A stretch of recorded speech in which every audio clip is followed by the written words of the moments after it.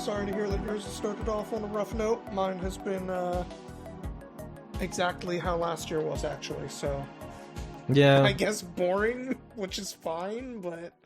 I would take boring over what I've been going through, but, we got so much to talk about, Neil.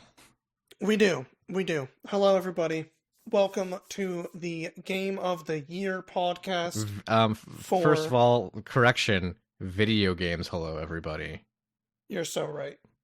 Game of the Year time for the Audio Games podcast. I'm Neil. I'm Matt. And if you haven't been here for us doing this before, welcome, number one. And number two, we do things in kind of a silly way where we both just kind of compile all the games we both played. And we just are going to go from worst game of the year to best game of the year, eliminating games from our big list of combined games until we commit to where we're at. That's kind of how it goes for us. I mean, it's basically like a fight to not be at the bottom. There's going to be a little bit of a fight for the bottom this year, I think, but we'll see. Yeah, I mean, I think that we basically have the same idea for, like, what's going to be at the top. For some of it, at least. But before we jump all the way in there, I feel like we should at least read out the games on the list. Did you actually eliminate all of the duplicates? I did. I eliminated all the duplicates, so I got 28 games here that the two of us have played in total from this year. It's not 14 each, just so you guys know. I played more new games than Neil. It is true. Matt played a fairly substantial number more new games than I did this year.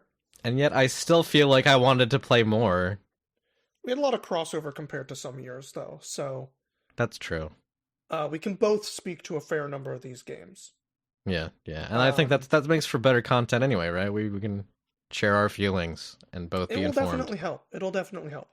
But the games we have on the list right now are Monster Hunter Wilds, Path of Exile 2, Clair Obscur, Expedition 33, Ball Pit, Midnight Walk, Clover Pit, Baby Steps, Split Fiction, Elden Ring Night Rain, Hades 2, Deltarune Chapters 3 and 4, Nubby's Number Factory, Mario Kart World, Peak, Keep Driving, Easy Delivery Company, or I guess just Easy Delivery Hollow Knight Silksong, Donkey Kong Bonanza, White Knuckle, Wander Stop, Tall Trails, Citizen Sleeper 2 Starward Vector, Star of Providence, South of Midnight, Blueprints, Ninja Gaiden Ragebound, Sword of the Sea, Skate Story. It's a pretty big list. There's a few other games that you might think, oh, what is that doing not on the list? Like 2XKO. We have a kind of strict rule about early access, and that is technically not out until this month of January, so it is early access for last year and not eligible. In the past, we've also counted games that released in December as the following year, just because there's no way to really get the time in to play them. True. I did actually play a little bit of Metroid Prime 4, but I'm not putting it on here because I don't feel like I played enough to really say anything. Fair enough. So that's where we're at, Matt, and it's been a crazy year. You're looking forward to the next year, especially once you get through whatever's happening right now. So why don't you start us off here and try to eliminate a game from this list? Did you actually check last year and see who chose the first one? No, I forgot. Oh, okay. So you're just putting me in the hot seat. I'm putting you in the hot seat. Well, it's tough because I try to be objective, right? I want to be objective about the things that I pick, but at the same time, there's expectations that I have, my personal expectations, and I don't want those to get in the way, so just trying to see this list. I'm not going to throw something from you under the bus. We both played a lot of stuff. There's stuff that is from me, quote unquote, that we both played and would be totally fine. Yeah. Man. What if we put... I'm going to put Midnight Walk at the bottom. What an insult to Midnight Walk. Wow. I'm shocked. So it actually won best VR title, I believe. Uh, I didn't play it in VR. Um, in fact, it was uh it was on PlayStation 5 on sale, and we ended up getting it. And like the way that the trailer was presenting the game, it made it seem like a very different game than it actually ended up being, because it seems like kind of a more artsy claymation. You know, you're playing this as this little like weird, almost Nightmare Before Christmas style character who has like a pot with like a wick coming out of the top of its head. It's like a mix between, I would say, like an Elden Ring character and a Nightmare Before Christmas character. And then you get Mm-hmm. into the game, and you don't play that character at all. It's actually a first person horror game, Oh, and what? yeah, and that sucked because the person I was playing it with, they can't handle first person. It makes them motion sick. Mm-hmm. And it's just like you watch the trailer, like nothing about this seems like it's first person, but it is. No, I had no idea. That's crazy. And yeah, so the mechanics are, you're kind of like a person who's escorting this little creature, pot candle head guy, through this world, and it's not really clear why, but the actual gameplay, the thing that makes it a game, is that there are these other creatures who you literally hide in closets from, and like the world is like not like a manor or a mansion or a house of any kind of. They're just closets out in the middle of nowhere, and it's just like, could you be any more on the nose about like how generic this gameplay is? That you literally just like put closets out in the middle of nowhere to hide from these things. Anyway, that it was disappointing. I thought that the gameplay was going to be something else. I just feel like maybe it should have been a little more forward than what it was. So, Fair. didn't like it. Fair. Okay. Congratulations to Midnight Walk for being the Congrat 28th best game of the year. the 28th best. Wow. That's what a A spin you lot of put games on came it. out this year. Thousands of games came out this year. Yeah. I mean, I can only expect more and more games to start coming out in the coming years, but Midnight Walk gets the honor this year of being Yeah. the Yeah. least liked game. Um, Gosh, okay, my turn. This is where it's going to get a little hard because there's a few on your list like I just don't know shit about. I mean, you can probe Uh, me. I'm yeah, happy to talk about I'm stuff. I'm wondering a little bit about Keep Driving and Easy Delivery Company because I don't feel like I recall what either of those games are. So, Keep Driving came out at the very beginning of the year. It's almost like an Oregon Trail like game, but it's set more in like the mid 90s, where you are playing someone who got their first car, and like you're going on a road trip. And so there's different objectives that you can pick. Like you could be going to a music festival, or going to like a drag race, or visiting your grandmother who's, she got problems, and you want to see her Hmm. before, something happens. And as you're doing this, you pick up hitchhikers, and the hitchhikers have their own abilities. And Okay, right. I think I remember you talking about this game now. yes, the soundtrack, very very good. I don't know like how they sourced all this music, but it was very like on point for the 90s, for the Hmm. mood. Really worked well with like the graphics that it had. Don't think it belongs near the bottom. Fair. And which one was Easy Delivery Company? Easy Delivery Company is the PlayStation 1 style aesthetic game where you basically work as a delivery driver in a very, very cold place. Um, and it seems like there's something very creepy happening beneath the surface of the game. It's that kind of thing. Hmm. Um, Hmm. I think that there's enough that it was trying to do that I wouldn't put it near the bottom, but I don't think it's, exceptional in any particular Sure, way. sure. I don't imagine anyone really having it as their game of the year. You know? Sure. Okay. So, with that in mind, and kind of reminding myself what those two games are, I'm tempted to do Monster Hunter Wilds For the second, for second worst, 27th. or 27th best, second worst.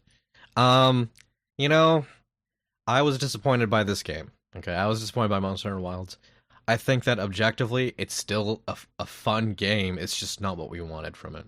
Yeah, that's kind of the problem I have is when I think about what I expected out of it, and this might be why I'm thinking about eliminating it now. You can say no, obviously, but uh what I have gotten out of the last two Monster Hunter games was so much more than Wilds, even though I think there are things they did better in it. Like, Yeah, this is the first time I've enjoyed playing the bow. Like, really enjoyed it. sure, sure. But, God, that game just. The monsters practically don't fight back for most of it, and they force you through this Well, it's okay. really long fucking story to get anything unlocked to actually play the game. I mean, I think that ultimately, like, if you are an experienced player, the first basic half of the game is going to feel like just a tutorial, a very, very long tutorial that you have to Mm-hmm. like Mm-hmm. wade through. And then, then they throw some actually very nasty things at you, and because you've grown soft from beating monsters to death so easily, like it almost feels like a challenge until you do it a few times, and then you get your sea legs back, and then you start rolling those too. Um, but the thing is, I don't know if I feel like punishing Capcom for trying to appeal to a wider audience. I think that they definitely were clumsy and mishandled it, but I don't think that it's necessarily a bad thing to do. I just think that from our personal standpoint, it was very disappointing. It. Um, I think there's I'm especially rough on it because I had a few friends get into Monster Hunter this year, okay. and I actively played Monster Hunter World and Monster Hunter Rise this year alongside Wilds and had a better time with both of the other ones. Yeah, I mean, I think that if I were to play them, I would also have a better time with Rise and Wilds. Rise, it sucks because like when I played Wilds, I kept trying to use my line stuff to try and like recover, Mm, and I was sure. like, oh wait, no, this is just one of those games where you just kind of have to fly through the air and land.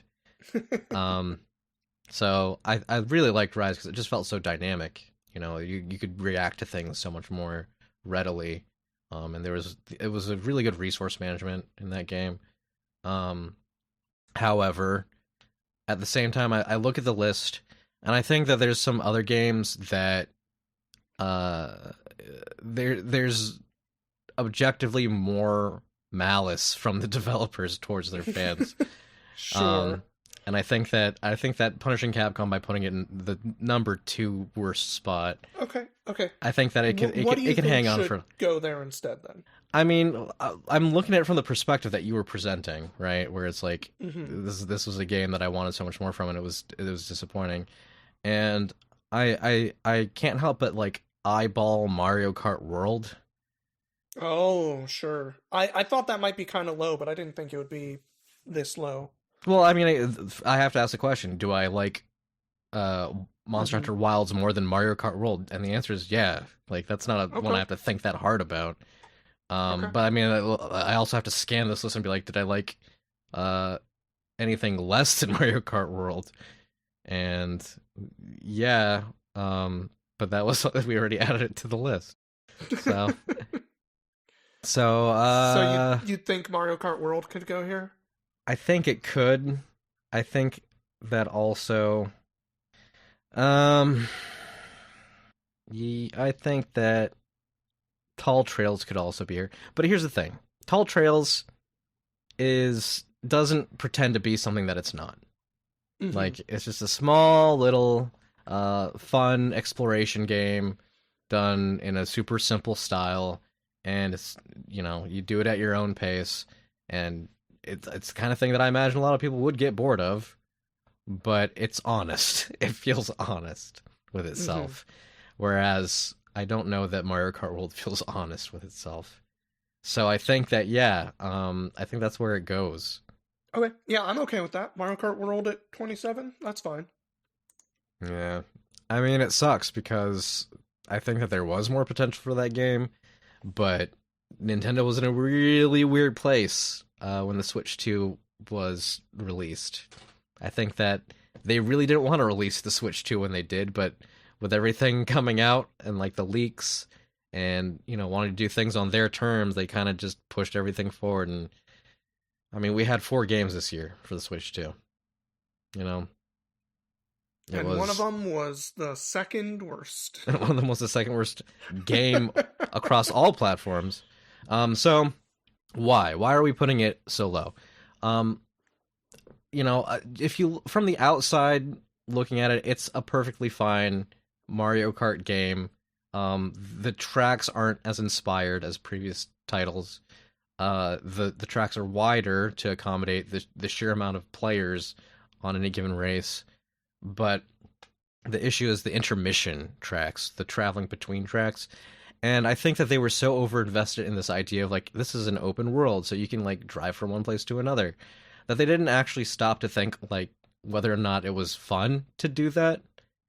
Because so many people do not like the intermission tracks, basically. And I can see how statistically this would inflate the number of quote unquote tracks that you can do, right? Because there's different routes that you can take. But so many people just want to do the actual like designed racetracks that when online came out and they found that you can't really just pick a racetrack and do 3 or 4 laps around it. You do 1 lap around a track and then drive to another one and then do 1 lap at that track. It's just like, well, why wouldn't you just give us the choice? And the answer from Nintendo was no. Yeah, I remember hearing a little bit about people being like, "Oh, we figured out a way to do this thing so you just get normal laps." And then they patched it out. Nintendo like patched it out. Yeah. It's like, what the fuck, dude? People were so upset. People want to play this game. People were so upset that they were just like, I'm gonna go play Mario Kart 8 then. They'd rather play the old Mario Kart than the new one because the devs just feel malicious. They just don't seem like they want to give players what they want. That's crazy. And when you only have 4 games out for your console, I feel like you should maybe try and foster a relationship with the people who are actually engaging with your content. Sure. Hot take, I know. But it's like, okay, with the other 3 games, one is also a racing game. It's Kirby Air Ride or Kirby Air Riders. Yeah. And apparently people really like that one. So like literally you already have like these competing titles that are more or less first party, and it just emphasizes how bad the other one is. So, yeah. Sorry. Number 27. Okay. Technically your turn. Technically my turn. Well, did you have any thoughts?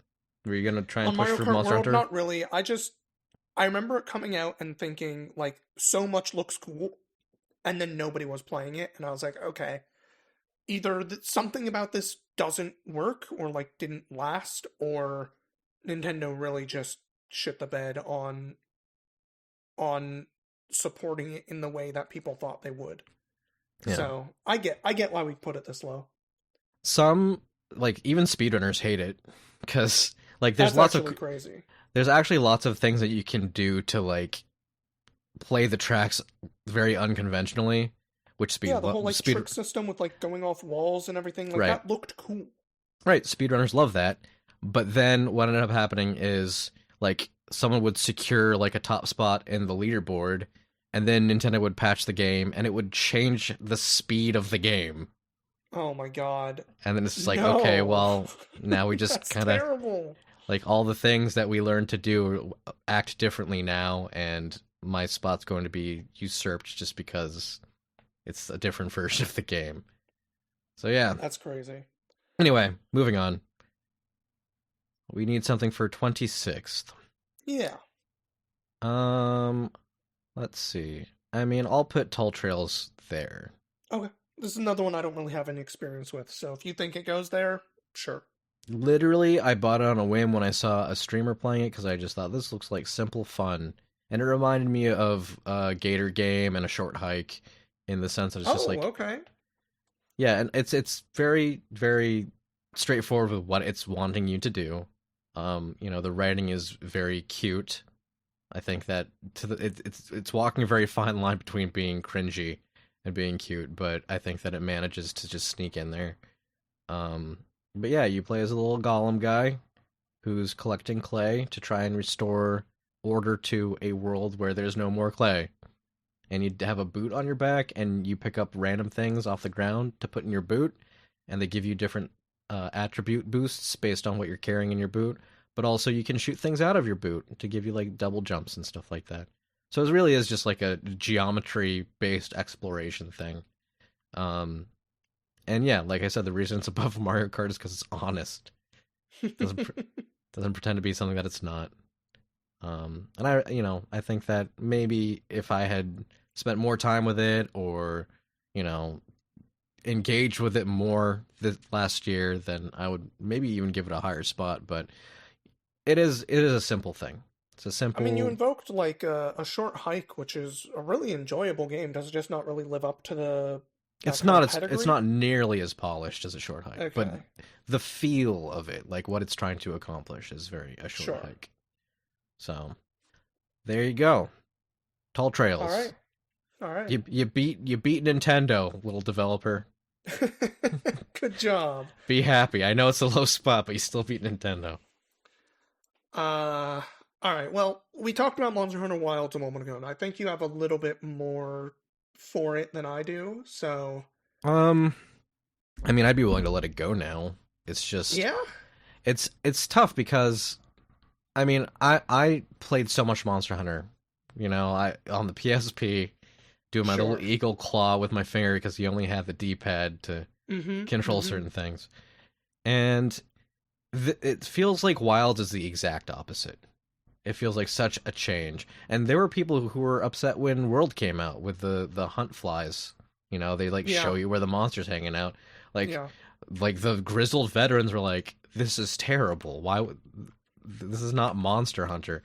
But now we have literal like little dinosaurs that you yeah. ride. Now you literally hit A button and the dinosaur walks you to it. Yeah. Like And again, it's. I it's one of those things where like on paper it's like, yeah, I the thing that I want to do is fight the monster, right? Mm-hmm. But so many other systems come about from the trips that you take and the downtime between them, that like if you're just like on a fucking public transit system that drops you off right in front of the monster, then it just like it's kind of spitting in the face of those other systems. Yeah. Um, I mean the nail in the coffin really for me is I played maybe like 1/4 of the time in this Monster Hunter that I did in any of the other Monster Hunters I played. yeah, yeah, And when I stare at my Steam list and I'm like, what if I played a Monster Hunter right now? I look at Wilds and I go, nah, if I'm gonna play Monster Hunter, I'll play Rise.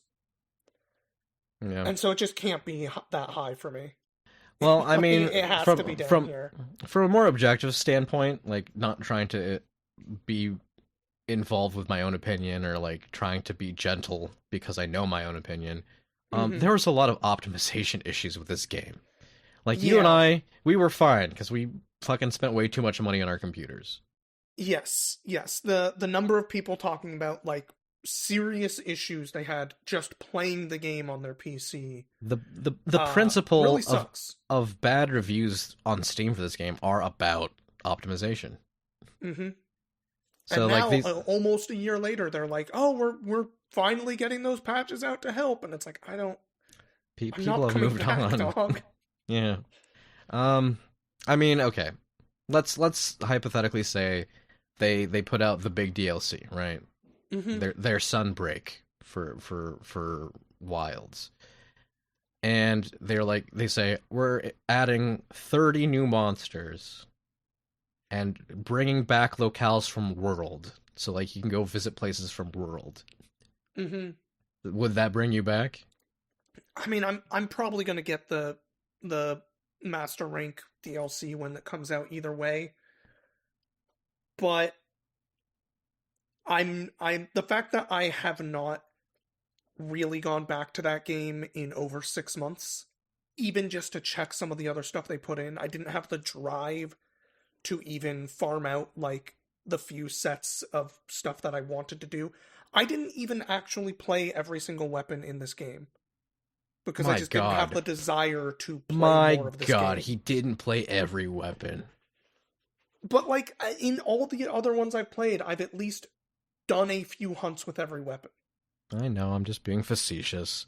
I know, but like this one just doesn't drive me to do that. So it's like, do I skip the DLC? Honestly, maybe. I We'll think see. that your initial reaction of getting it just by default says a lot about the faith that you have in the franchise overall, even though Yeah, you don't like wilds. And you know, I think that I think that the DLCs do add a lot to these games. they do.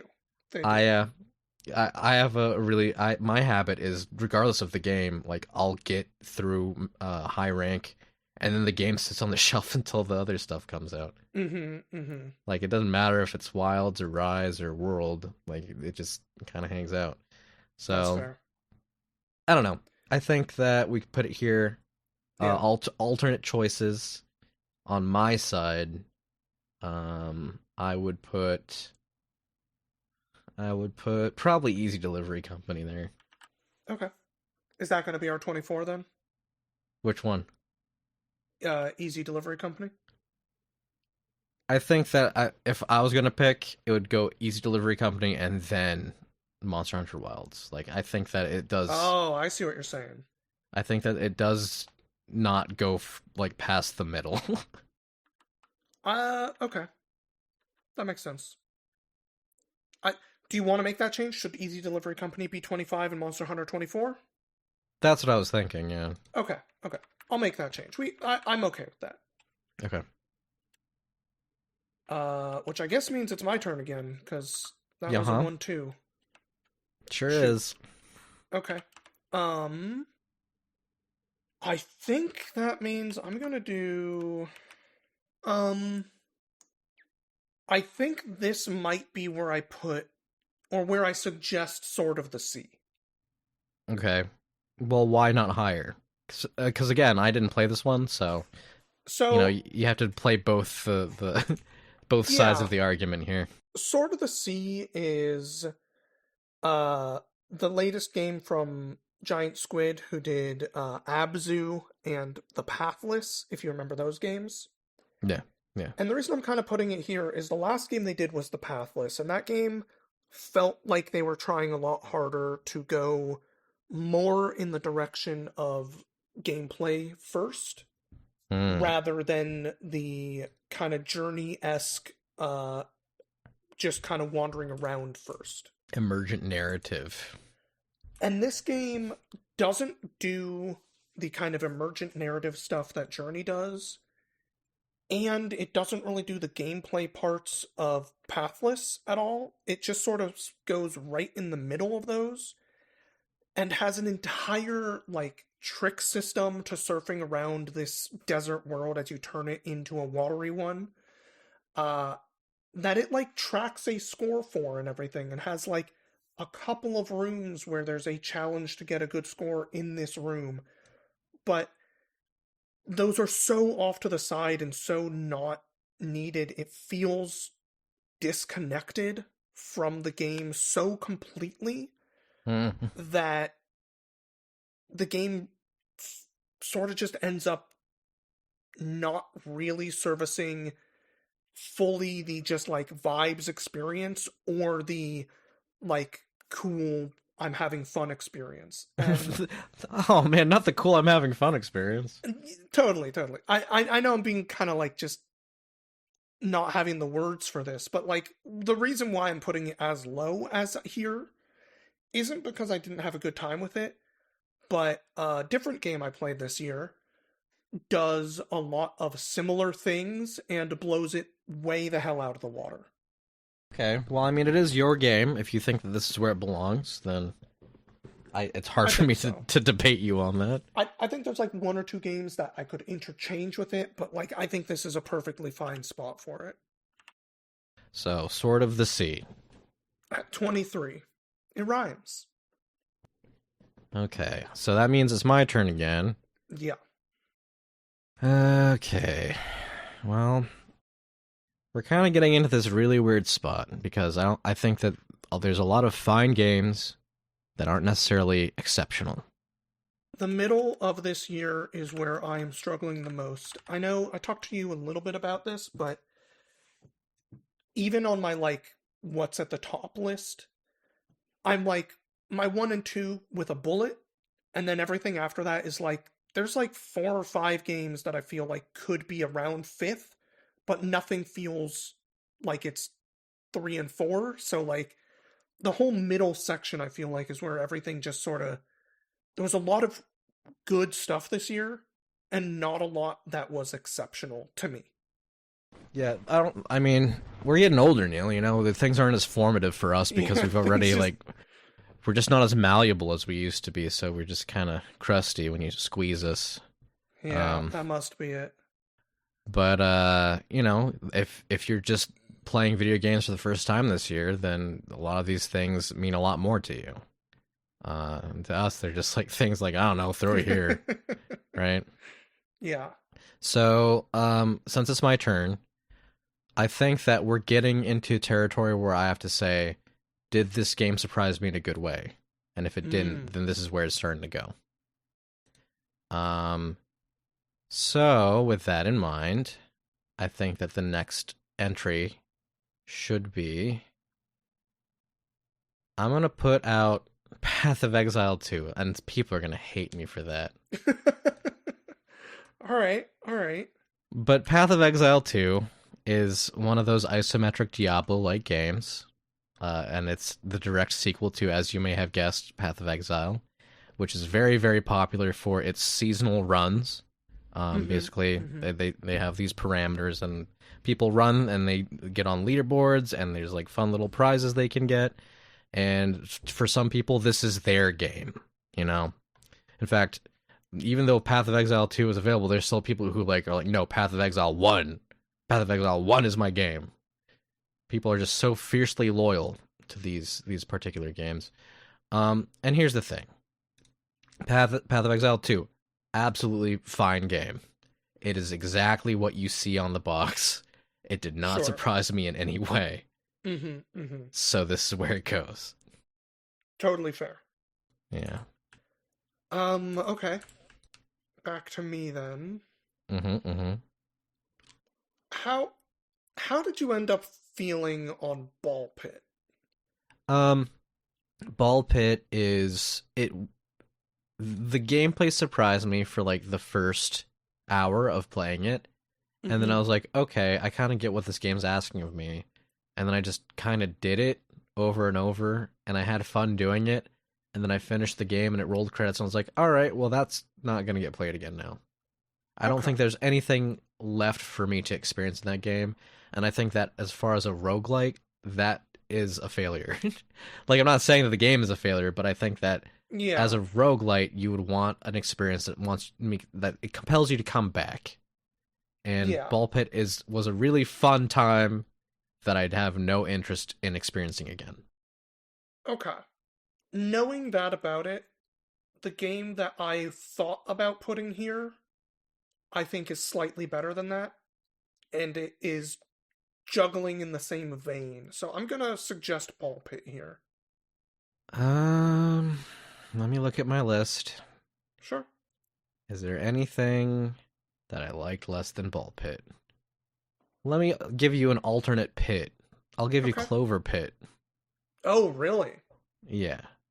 I thought Clover Pit was gonna be a little higher because I remember the things I've heard about that game likening it a lot closer to Balatro than most other Yeah, yeah. games. So Clover Pit is basically slots Balatro with like a buckshot roulette aesthetic. Mm-hmm. But it has a lot of the same problems that Ball Pit has, where like it's not necessarily that I know exactly what to do more than I'm going to play it the same way every time just because I mean maybe that's a personal problem. Sure. But like I know what works, and when the game is slots, there's only so many things you can do to augment your possibilities. But Sure. of the things that you are aware of and are available, you play optimally. That's just how it is. and Mm-hmm. then that unfortunately kind of bottlenecks the gameplay a little bit. And it was a game that I had a blast with, but I think that like stepping away from it and looking at the two games, Ball Pit made a lot of other people happy. Clover Pit, uh, I think that if I was at gunpoint and you're like, all right, you got to play one of these pit games, I was like, I'll play Ball Pit. Okay, fair. I will accept it. Yeah, I think that there's more decisions you make in a given moment in Ball Pit over Clover Pit, which is more engaging. Um, Mm, but yeah, they're both roguelites that you get through and you're like that was it. But we'll put Clover Pit here. okay. You're up. Yeah, you keep picking my games. You You have a said lot more of them. what was the game you were thinking of? Was it Star of Providence? Yeah. Yeah, I heard that people just don't feel that interested in like doing a lot of runs of that game, and I'm not sure why that is. Could you maybe explain? Yeah, so Star of Providence, I feel like has a similar problem as you're talking about with Ball Pit, where, or even maybe with Clover Pit, where you're doing a little bit more of like what works. And the part with Star of Providence that gets a little weird is the rogue-like elements of it feel limited in a different way. Um, you're not getting like permanent bonuses as a rule. There are a few that you get in a run, but the majority of what you're doing is getting weapons, and the weapons are randomized, yes, but you are getting an entire weapon for a limited time. That's kind of the way that it is structured. So, you start with your dumb little pea shooter, maybe you get some weird electric ball that shoots out, and that has an ammo resource for it. And It's like you're never going to Gungeon. get something that changes that weapon.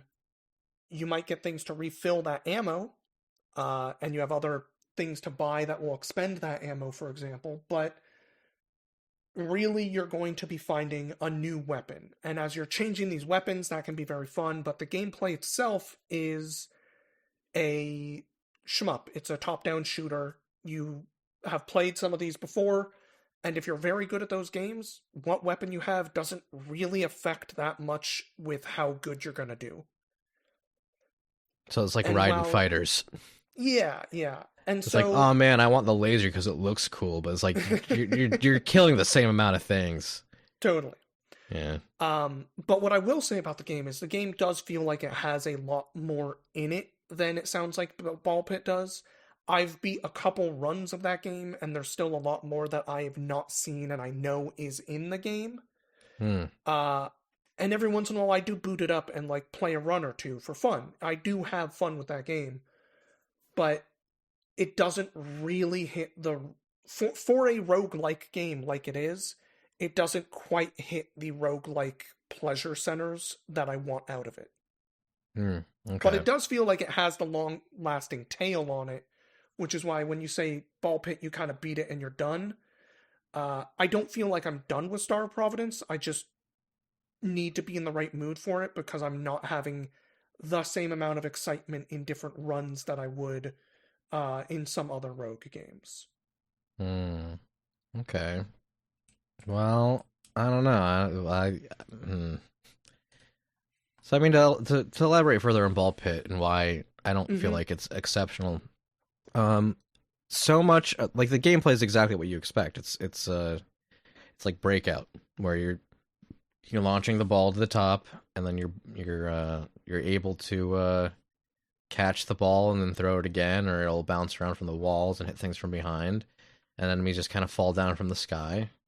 And when you figure out that gameplay, like the core gameplay is, it's going to be the same. And there's a lot of access that you have to later levels early on, where it doesn't matter if you play out your mind or like what character you pick, you're not going to win, and that's because of the soft progression. And so there's this whole soft progression system Mm. where you are like building up a town, and the buildings in your town give you bonuses. And it doesn't like soft progression is I generally agree with it, because it encourages you to engage with failure, which I think is a very important thing in gameplay. It gives you a chance to like change your style of play and do things differently. However, the problem with Ball Pit is that it almost feels like you kind of have to like do all these things. Like, I mean, I'm kind of jumping forward here, but like think about games like Hades, right? Yeah, Where there is soft progression in both Hades games, but you're also later in the game like rewarded for turning things off. Like they want you to try and play the game harder if you're capable of that. And it like you get to play through the game on what is essentially easy mode if you're experienced when you have all these like extras enabled. But the game is tuned enough to work without that, and I sure. think that Ball Pit is not tuned enough to work without the soft progression system because it's so blatantly a big part of it. Um, so I think that I'd probably put Ball Pit and then Star of Providence. That sounds right to me. Again, a lot of people love Ball Pit. Let's see. So So that'd be 20 and 19 for Star of Providence, yeah, I which need to would play have that game. been what I was just going to suggest after the ball pit one there. So, Yeah. Oh, are you saying it's my turn again? I mean, do you want it to be me? I can go because you kind of twofered that one. Yeah, no, you go. Okay. Um. Well, we just took out the one I would have put here. Can you tell me a little bit about Nubby's Number Factory again? Nubby's Number Nubby's Factory. Numbies. Nubby's Nubby Factory. Um, it is a Peggle like, with a very Mm. Windows 95 aesthetic. Mm-hmm. Very very dithered PNGs and rudimentary 3D, like pre-rendered. But for what it was, I played so much of it. Like literally, I would set up my Steam Deck on the television and just sit and I play it, and then you know people would come by and be like, "What is this?" And then they would want to play it, and then I'd be like, "Yeah, do a couple of runs." And it's really just it's carried so heavily by the aesthetic. It's just so like weird '90s experimental, new wave style shit, you know. Mm-hmm. Mm-hmm. And it made me feel young again. So it should be number one this year, I think. Well, I don't think it's gonna make it that high, but Okay, well that's fair. that's okay. I don't really want it I to be number one. I think I'm okay doing Ninja Gaiden Ragebound here. Okay. Well, okay. So I'm not trying to force my criteria on you, Mm-hmm. but the reason I would want to save Nubby's Number Factory is because it did surprise me, Yeah. right? Oh, I have a game on my list that I'm going to be pushing very hard for having high because of that criteria, not because it's my favorite game of the year. Hmm. Okay. Well, I mean, it's this is the part. This is the not part time games. This is the audio games podcast game of the year, right? Yep. Yep. So whatever it ends up being, it doesn't necessarily have to be our favorite. It's just True. it's what we agreed on. Um, but I do think that it is a little strange for you to be like, I don't. It's not my favorite game, but I'm gonna want it to be high. Yeah. Don't worry, Because we'll get there. all right, all right, all uh, right. but Ninja Gaiden Ragebound is what I'm saying for 18 right now That because yes. What I was saying is like, did it not surprise you? no, it's not really surprising. It's an awesome throwback to a classic style of game. Obviously with some pretty modern innovations. And the art looks amazing. They got the people behind the Blasphemous games to do this game, and it is super cool. Looks great, very fun, but it is also a 2D action game in the Ninja Gaiden style. You run forward, you slice a few times, you fight some bosses that are pretty cool, but like there's nothing crazy, exciting, or particularly innovative about it. If anything, it is a wildly cool success at being something that feels as old, that feels old but still good. Okay. Yeah. No, I see it. When I saw the trailer, I was like, oh, this is a nice stylistic upgrade, but this is basically what you're gonna expect. Yeah, and it is. And it's very cool, very fun. 18 is a perfectly fine spot for it. Would you say like we're in the 7.5 games? Like if you had to give them a number, like Um, these are like 7.5s or low. if I were to give this a number, yeah, seven, between 7 and 8 is definitely the ballpark we're in right now. Okay, I'm just trying to get a feel. Okay, so that was your pick. Mm-hmm. So you're on 17. We're on 17. Yep. Ooh, I feel like when we're approaching 10, I'm gonna be like really aggressive about a couple of things. Um, let's see. I'm fine with putting Split Fiction here. Oh, I thought this might be a little higher. If it's higher, it's not for the game itself. It's for the experience of playing with someone. That's fair. And that ain't a magic trick at this point. Like it's been every game they've made is basically that. Sure. Um, so Split Fiction is a story about writers. And unfortunately, like the fact that it's a video game, like the translation of like it's just hard to buy, you know? Because Mm-hmm. like here the premise is this evil corporation brings a bunch of writers into a presentation with the promise of getting them published, only to put them into some AI machine because that was a very popular thing to harp on at the time. That takes their stories and turns them into experiences, right? Mm-hmm. And so the corporation's inviting people that they expect to have like really great stories to present, and the two principal characters, they it's just not there. I don't really buy them as writers. They're two women who are going through shit, and the writing is there as like a platform for them to address what they're going through. But the thing is, like, the actual stories as presented aren't really stories in the sense of like being an author, because they're video games. It's like little video game Sure. levels, Sure. and it's hard to like make gameplay out of like a traditional narrative. So Mm-hmm. it just ends up being like a bunch of platforming and shooting robots, and it's like no one sits down and writes this. This is not a story someone would write. And then and unfortunately, I think that a lot of the things that the individual characters are going through is kind of transparent. Like I could tell you exactly what the story beats were going to be, like in the first hour. So, but that doesn't change the fact that it was very fun to play. I think that for the fact that they've made so many of these like co-op experiences, they're still coming up with ideas that are interesting and haven't been done yet. And that's, there's a lot to be said about that, and I want to give them full credit for it. But I don't know, the angle of them being authors is just weird. Like they could have just been like, they make games. That's fair. I just remembered with how much people talked about It Takes Two, and ourselves included, we enjoyed that game a lot. Yeah, I no, heard from so many places that this game is just better than that one.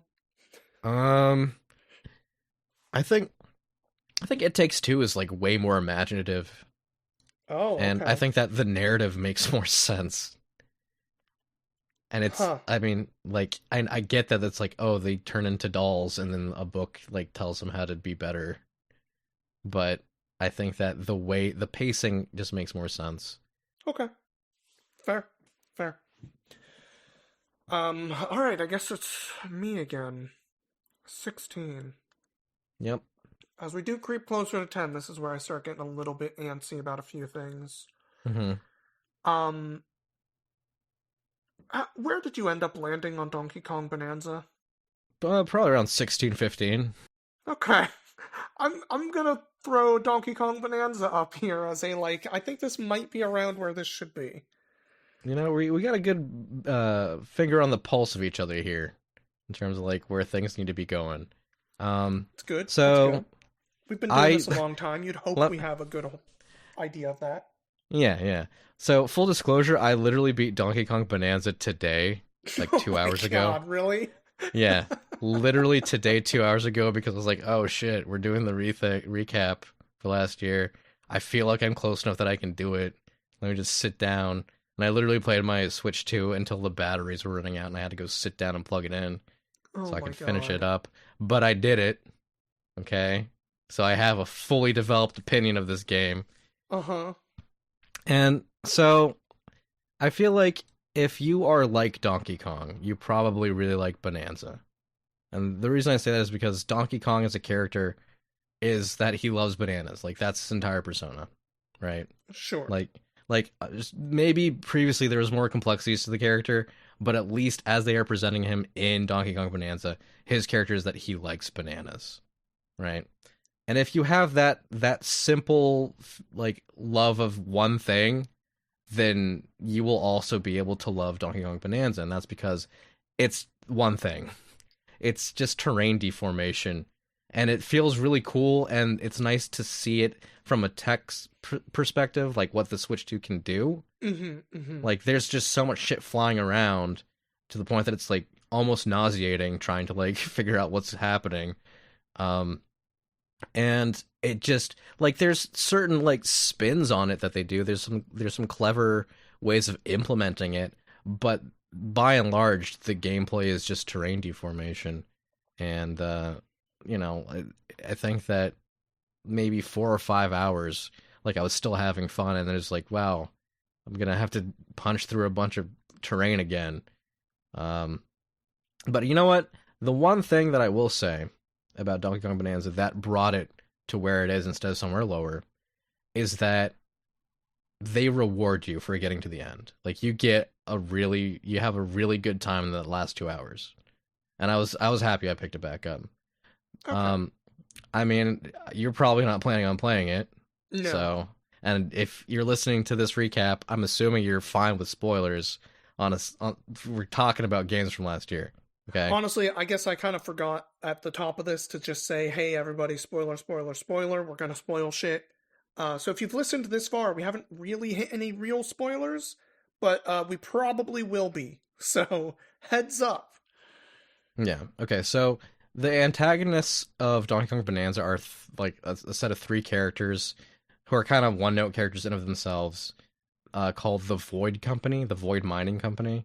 Yeah. And so it's like the weirdly sexy lady, and then the fucking the tiny angry one, and then the Mm-hmm. Mm-hmm. standoffish miner one.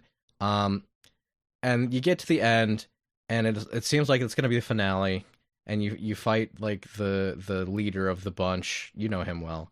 And then you think like, okay, this is the end of the game, and then fucking King K. Rool shows up. Like, I I mean, it is a understand, Donkey like, Kong game. it is, yes, I understand that it's a Donkey Kong game, but like Nintendo had been very averse to K. Rool and the Kremlings, and I think that Smash Bros did a lot for King K. Rool. I think that Nintendo really realized that people actually really like this character. But when you look at like Tropical Freeze or Donkey Kong Returns, like they go to great lengths to avoid using King K. Rool. And so it's a bit of a swerve in the last 2 hours. Like here he is, the big tummy reptile that you guys love so much, and then they bring back a lot of the music, and it's not just King K. Rool. They bring back all the Kremlin characters, like Clubba is there, Oh, and wow. Like all of them? That's like the weird. weird buzzard enemies that go when you jump on them. Like Sure. even the specific sound effects are like the perfect replication of the original ones. Like they have the buzzers, like the hornet things. Like the last two like sections are just basically Donkey Kong Country fan service. So Weird. it is really weird. It's like you should have maybe done this sooner in the game. I would have liked it a lot more. but they really hold off on that. But it did feel like a nice little reward for getting through it. So, um, yeah, I think that this is where it belongs. Um, I definitely just was like critical path now. I don't want to engage with anything else. I just want to finish this Mm-hmm. game. But I was happy when I was done with it. So that sounds like middle territory. So that's where Donkey Perfect. Kong Bonanza goes. All right. 15, you're up. Okay. Um I want to blaspheme so hard. Neil, you don't understand. Like I know that it doesn't make sense for me to throw this game here when Uh-huh. there's other things on this list that other people are like, why is that above this one? That doesn't Mm-hmm. make any sense. But I'm over Clear Obscure Expedition 33. All Like right. you played it. I did. I beat it. Yeah, I don't believe you've talked about it I haven't. in this Not on capacity. podcast. Um, I will agree with you that Clair Obscur is overrated. It should be in our top 10. Hmm. I can go into more detail if you would like. I think Uh, that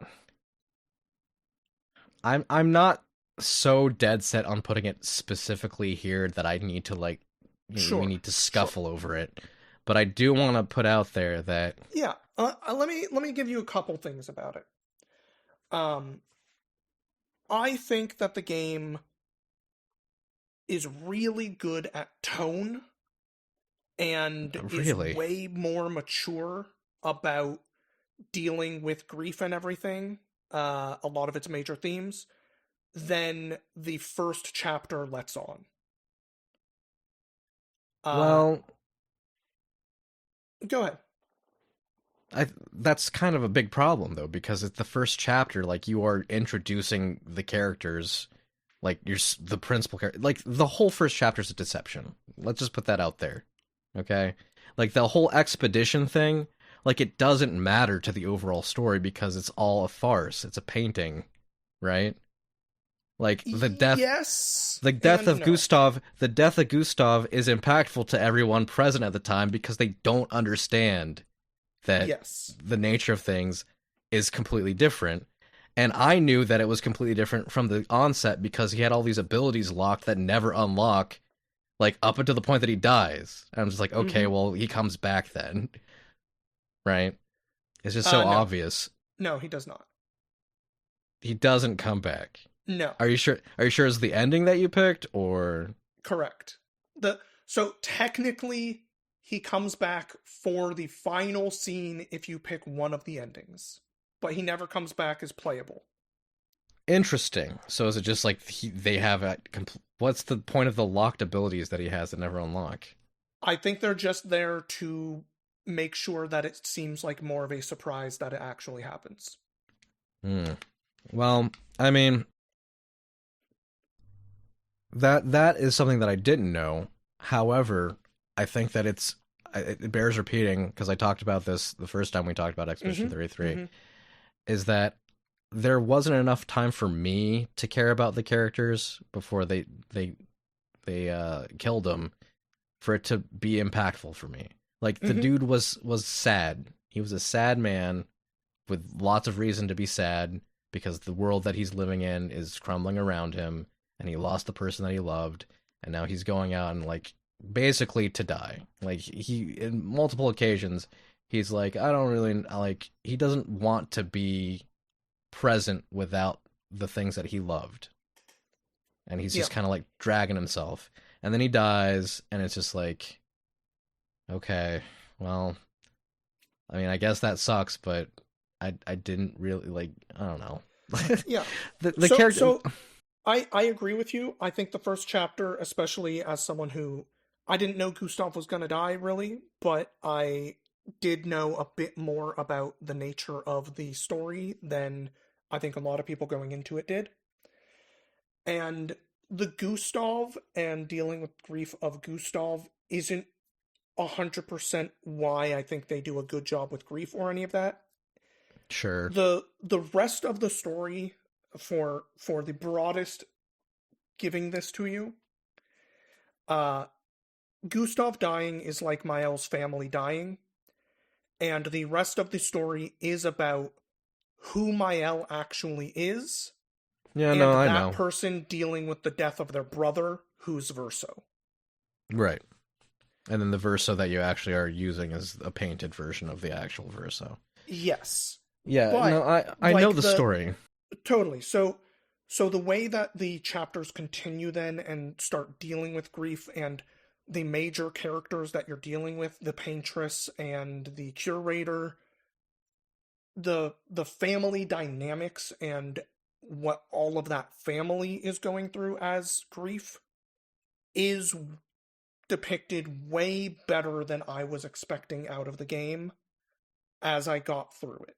And chapters 2 and the ending do a way better job of that than what that first chapter led me to believe when I had been playing through that first chapter as well. The first chapter really is something that feels like it is meant to be a bit deceptive and kind of a shock to the system when you hit the end of it. Well, I don't know if like this is the same experience that you had, but Mm-hmm. when the actual fighting, the gameplay, it seems it's engaging. It's more engaging than most combat in RPGs, and Yeah. it's difficult for me to reconcile this, like because I feel like a lot of people haven't played RPGs that have systems like this, but Mm-hmm. this is not new to me, right? Like these sorts of things in an RPG, it's not new. So it's hard for me to feel like it's a fresh idea as the same way that other people do. But that aside, like the gameplay, I feel is very. I lose my Ludo narrative. I think that's what I'm trying to Mm-hmm. say Mm-hmm. because we have these people who are dealing with grief. We have these people who are in these terrible situations, and you can set up your pictos so that like you explode the moment you go into battle, and it's just like this feels like so antithetical to like what the story is. Like why are you letting me do this? And then like it goes into a cutscene where everybody's, you know, all somber, and then it cuts back into a battle and they all explode. Mm-hmm. Mm-hmm. And I think that like as a story by itself, I think it stands better than as a game. And I think that as a game without the story, it stands better. It's just the conflict of like where I step in as the player versus like what I'm observing. I don't know. The marriage of the two things is a little bit awkward. I do think that you can break that game way sooner than you probably should be able to, uh, I which mean, is I watched the unfortunate. speed run at AGDQ, and yeah, I people didn't. definitely break the fuck out of that game. I did not watch that, but even then, I felt like I was pretty overtuned for even the chapter 2 end boss, which is before they uncap your ability to do damage. So, Yeah, um, that all that said, it does belong in our top 10. I'm telling you right now, I'm putting my foot down. Or I feel like it's an M Night Shyamalan game, Neil. I feel let like me put people it are this way. so shocked by like the turn of events that they think that it's So good writing. so I don't think it deserves to be as high as most of the world. I do think it should be in our top 10. That said, if you really don't want it to be in our top 10, I will say okay if we also do not put Hades 2 in our top 10. Did you finish Hades too? No. And part of the reason Um, why is because I have some issues with that game. well, I mean, I'd love to hear your issues with that game. Right now, because I'm not saying like here we can make We're, those like well, 11 we're and we're 12. I'm just saying neither of them should, either both of them are in the top 10 or neither of them are. all right. Well, let's figure out some other ones first then. Okay. But this is a conversation that's gonna have to happen.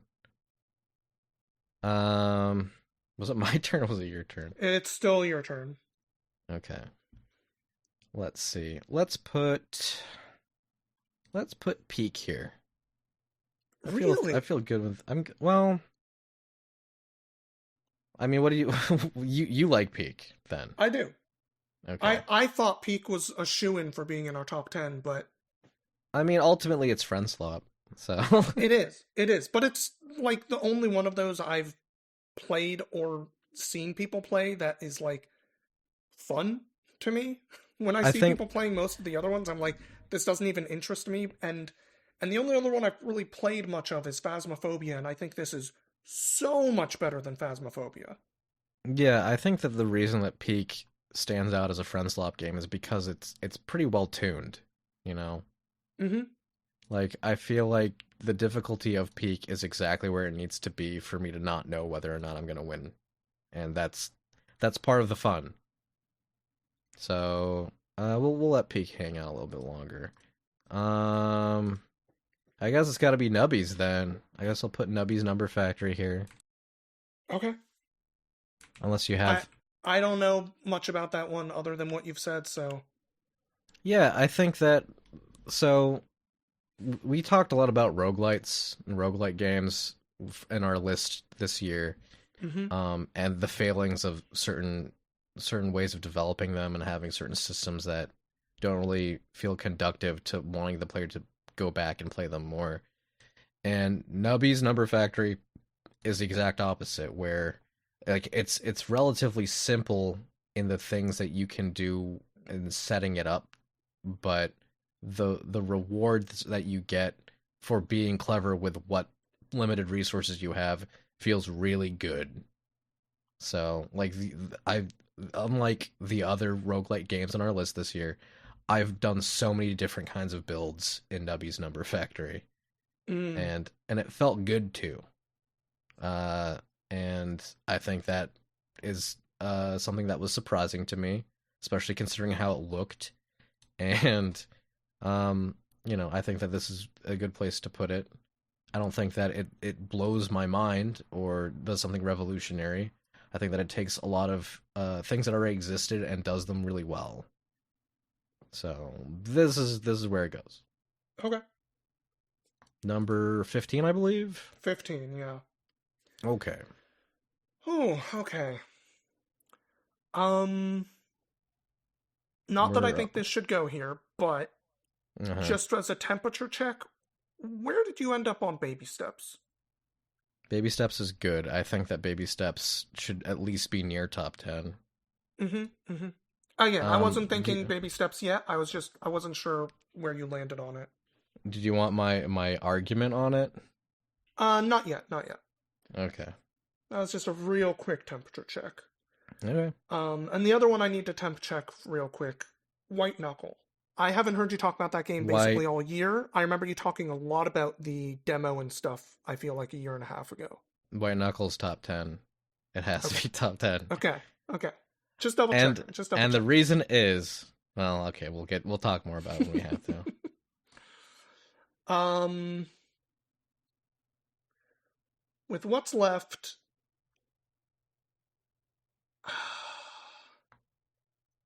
You I got want to 4 on say your keep side. I want to say keep driving, and I'm okay with one other one that's on my side if you still would rather keep driving.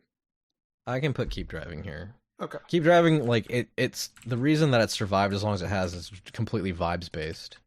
Fair. Like the vibes of Keep Driving are immaculate. And yeah, I think that if you like inventory systems like Resident Evil 4, where you have so much space in your car and you're rotating things to get them to fit. If you like weird stories about strangers and just listening to really cool music as you try and navigate roads using an old road map, Mm-hmm. then that's the vibe. It's the summer of '95 kind of vibe, and I was Fair. alive then, so I can almost remember it. Yeah, we were both actually alive, so it's not It's the fucking Zoomer weird. joke. Uh, but Okay, there it goes. there it goes. 14. 13 is you. 13 is me. Well, where's your offering, Neil? I want to see from your list. Okay. The one I was thinking I might do instead there would have been South of Midnight. South of Midnight? Yeah. Really? I Okay, I well, really like that game a lot. It is basically a like GameCube era 3D adventure game. It's hmm. just that the style, the fact that it is like folklore of the American South instead of Norse mythology or Japanese mythology that we get like a million video games inspired by, really makes it a like truly breath of fresh air Hmm. in the video game space. But like the gameplay really is just a kind of a throwback to like a PS2 era 3D adventure game. And it's fine at being one of those. It is fun, but it is the music, it is the vibes, all that stuff that really elevates it to even get this high on the list. Yeah. Hmm. I mean, it seemed like you really liked it when you were playing it, I do. but you like all these other things more. There are things that I like more. I Okay. like the whole thing there. Like Clair Obscur is a better game than South of Midnight. I mean, I can't comment because I didn't play South of Midnight. Yeah. So I guess I gotta defer to you. I'm not gonna fight you on that one. If you want to put South of Midnight there, we put it there. Okay. South of Midnight 13, very good game. And now we're on 12, which means for me, either Hades 2 and Clair Obscur go here, or they both make it into top 10 and we find two other things that go here for 12 and 11. I mean, I didn't realize you liked Blueprints this much. All right. I think Blueprints. I almost remember you complaining about it. Uh huh. So Blueprints is the one I was talking about earlier where innovation plays a huge part. Um, I never would have imagined that Myst as a roguelike could work. And it does. It does way better than I thought it would. It is fascinating that they managed to do as much as they do.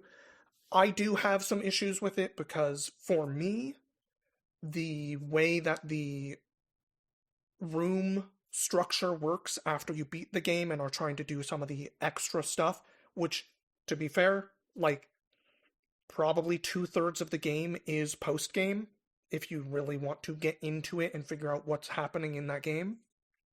Um,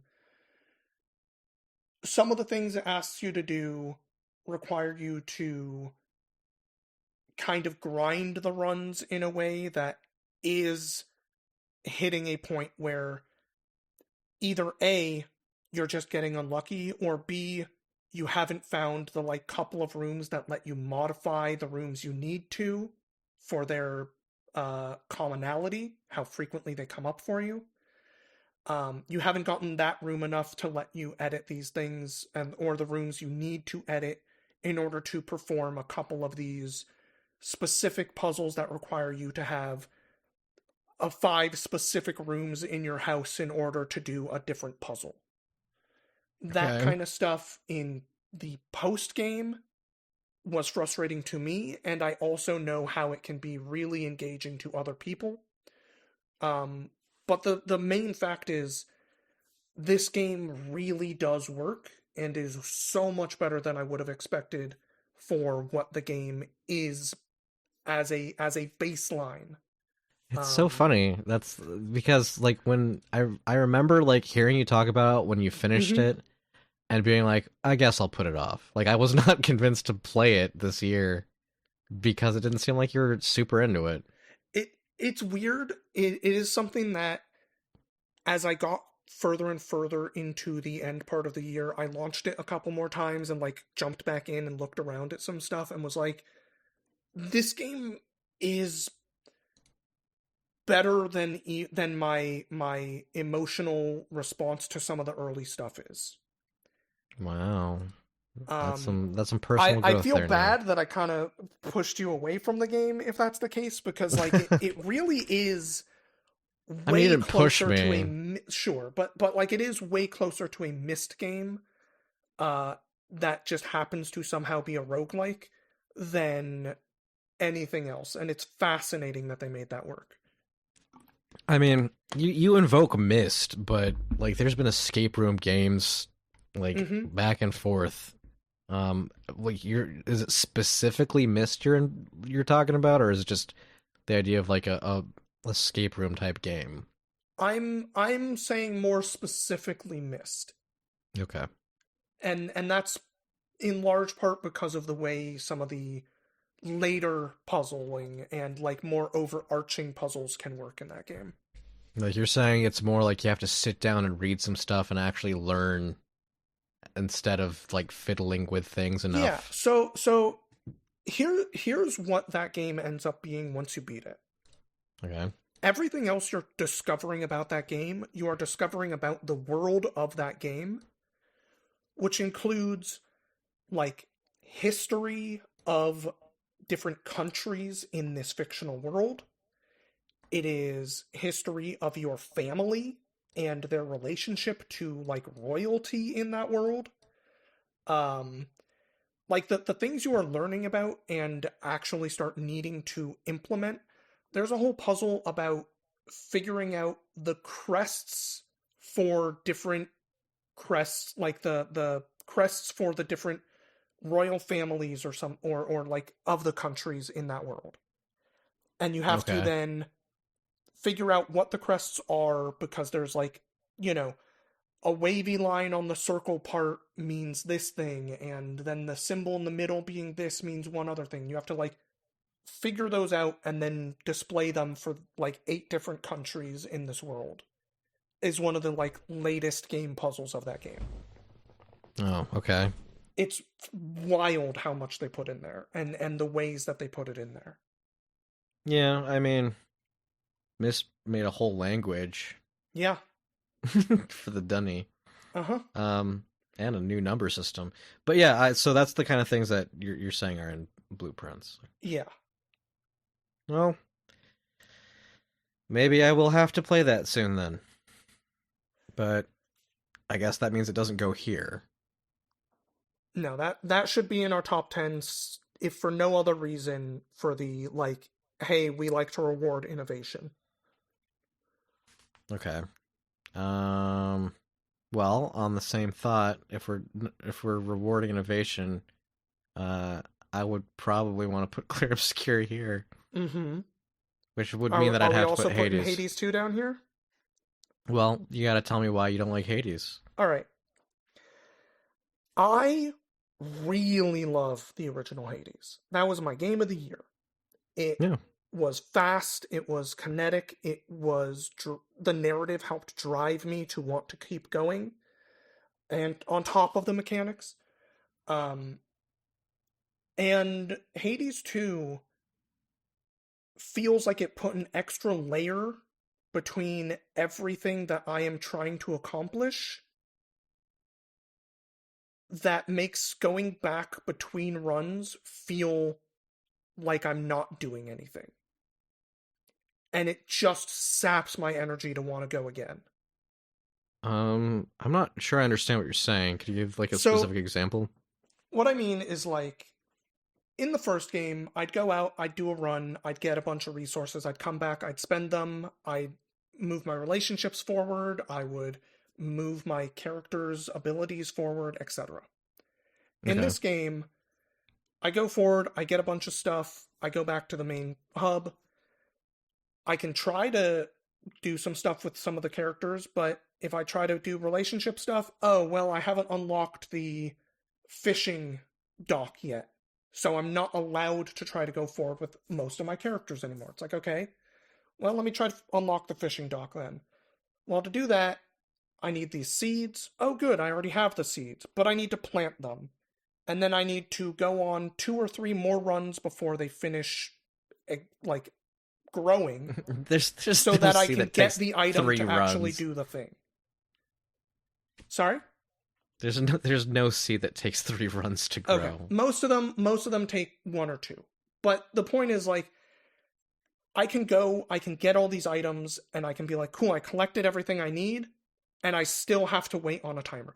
I would almost prefer that this game had real life timer so that I could plant my seeds and say, cool, I'm done for the day, and when I come back tomorrow, I can unlock the thing I want.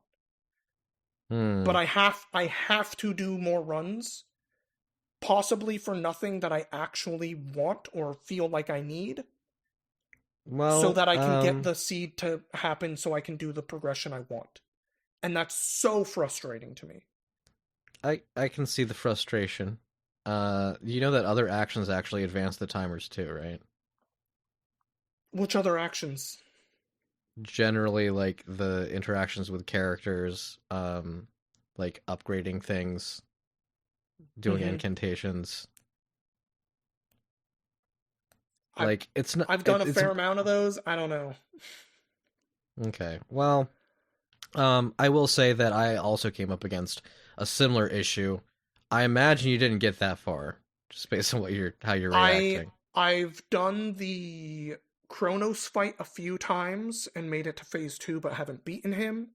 And I've made it to Mount Olympus but not like the peak of it. Okay. Yeah, there's a lot more after. Okay. So, my issue with the progression is not dissimilar to yours.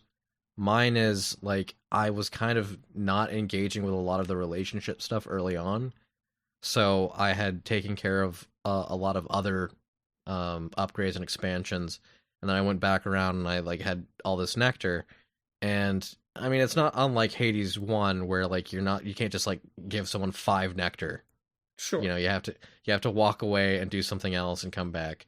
But the reason I bring up the idea of certain things passing time beyond doing runs is because that there's like a hidden timer where if you do a hangout with someone, sometimes it'll be like, okay, well now you don't have time to hang out with this person, and then it's like, Oh, that's okay, I messed guess up. I haven't even run into that, but that's fucked up.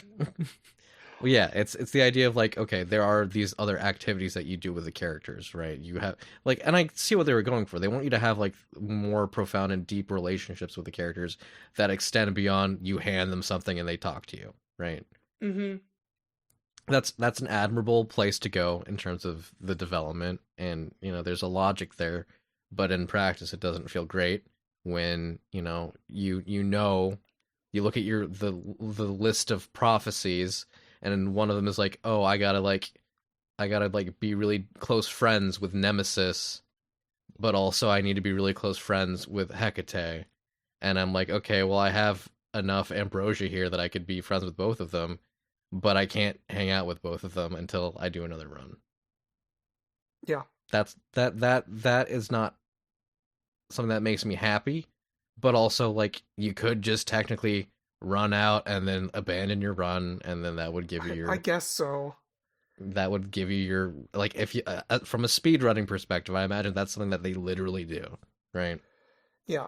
I mean the But other bit that I would toss in there is I just don't think engaging with Hecate and stuff is as interesting as engaging with Hades when Hades is like the final boss of the first game and you come back and see him every time. Like well, Hecate's the first boss. yeah, but so was Meg and Meg was a side character instead of like I Yeah, but feel Meg like the still had interesting engagement interactions. totally. I just mean I feel like the engagement in the home base doesn't feel as connected to me as it did in the first game. I mean that evolves, I will Okay. say. But there the bigger problem, and I think the root of most of it, and the difference between Hades 1 and Hades 2 is that the conflict of Hades 1 is something that's very close to home. It's a family related thing, and it plays out like a family related thing. And the emotions run high, and people bite their tongues and have all these other like things that they're doing in order to like keep things working, right? Mm-hmm. Mm-hmm. And then Hades 2 is a revenge story. um but like Melanoia is so disconnected from most of the characters that like it almost feels like it's a stand-in for the player to like learn about these things because Mm. she's been kept ignorant. But like if you played Hades 1, then you have a lot of questions that she's not going to ask, and that can become frustrating as well. But so we're talking about the games from last year, so I'm gonna just go ahead and get into spoilers here. Um, so what ends up happening is, in order to unravel time, in order to address the situation with Mm-hmm. Kronos, you need to climb to the top of Mount Olympus and confront. You have to confront what's there. Do you want to know? Yeah, go for it. Okay, well, so you end up getting to the top of Mount Olympus. You get to the top of Mount Olympus, and it's Typhon, who is like in the Greek mythology, like the father of all monsters, right? Sure. Like even Cerberus came from Typhon. And so you can't beat Typhon. And so you need a separate incantation in order to take care of him, which requires the sand that you get from defeating Kronos. And so these two things become intertwined, where you have to do runs one way in order to actually complete runs the opposite way. And that's fine. I have no issues with that. I actually very much appreciate that there's two separate paths. I think that it makes it more interesting, and the way that certain things interact in terms of the gameplay is also good. But as you progress and you defeat Typhon, you have to contact Zagreus. So the way that you do this is the mirror in his bedroom that you were using for upgrades in Hades 1 is apparently some like artifact that, as a witch, Melanoe and Hecate know how to use to contact people across time. Okay? It's a little Okay. convoluted. Sure. So every time that you beat Kronos, you get to go into Zagreus's room and you use the mirror to contact Zagreus in the past before you existed, to tell him that you're his sister from the future and that you need his help. And so that's where Zagreus comes into the story. Okay? So you make these trips night by night to try and like get information from the past, and he provides you with information that's like, okay, so like the thing that we would need to finish the incantation for defeating Typhon is this Hades' spear, basically your dad's spear. Sure. And he's like, okay, well, I mean, what do you want me to do with it? And Melanoe's like, okay, just leave it in the room, and then I'll come and get it in the future. And so you do that, and you do that, and you defeat Typhon, and then the story progresses further, and you get to the point where you're talking about like what your plan is to begin with, which is to defeat Kronos, right? And it puts Melanoe in this really difficult spot, like from a writing standpoint, right? Because like we have kind of a like she's been raised to kill Kronos, basically, because Yeah. the whole idea was like Hecate took her away from the House of Hades because things were going bad, and then in order to address what had happened, she is raised to kill Kronos, which is something that the gods have done before. Well, disassembled him, more or less. Sure. And so you go to Zagreus, and you're like, okay, cool, I defeated Typhon.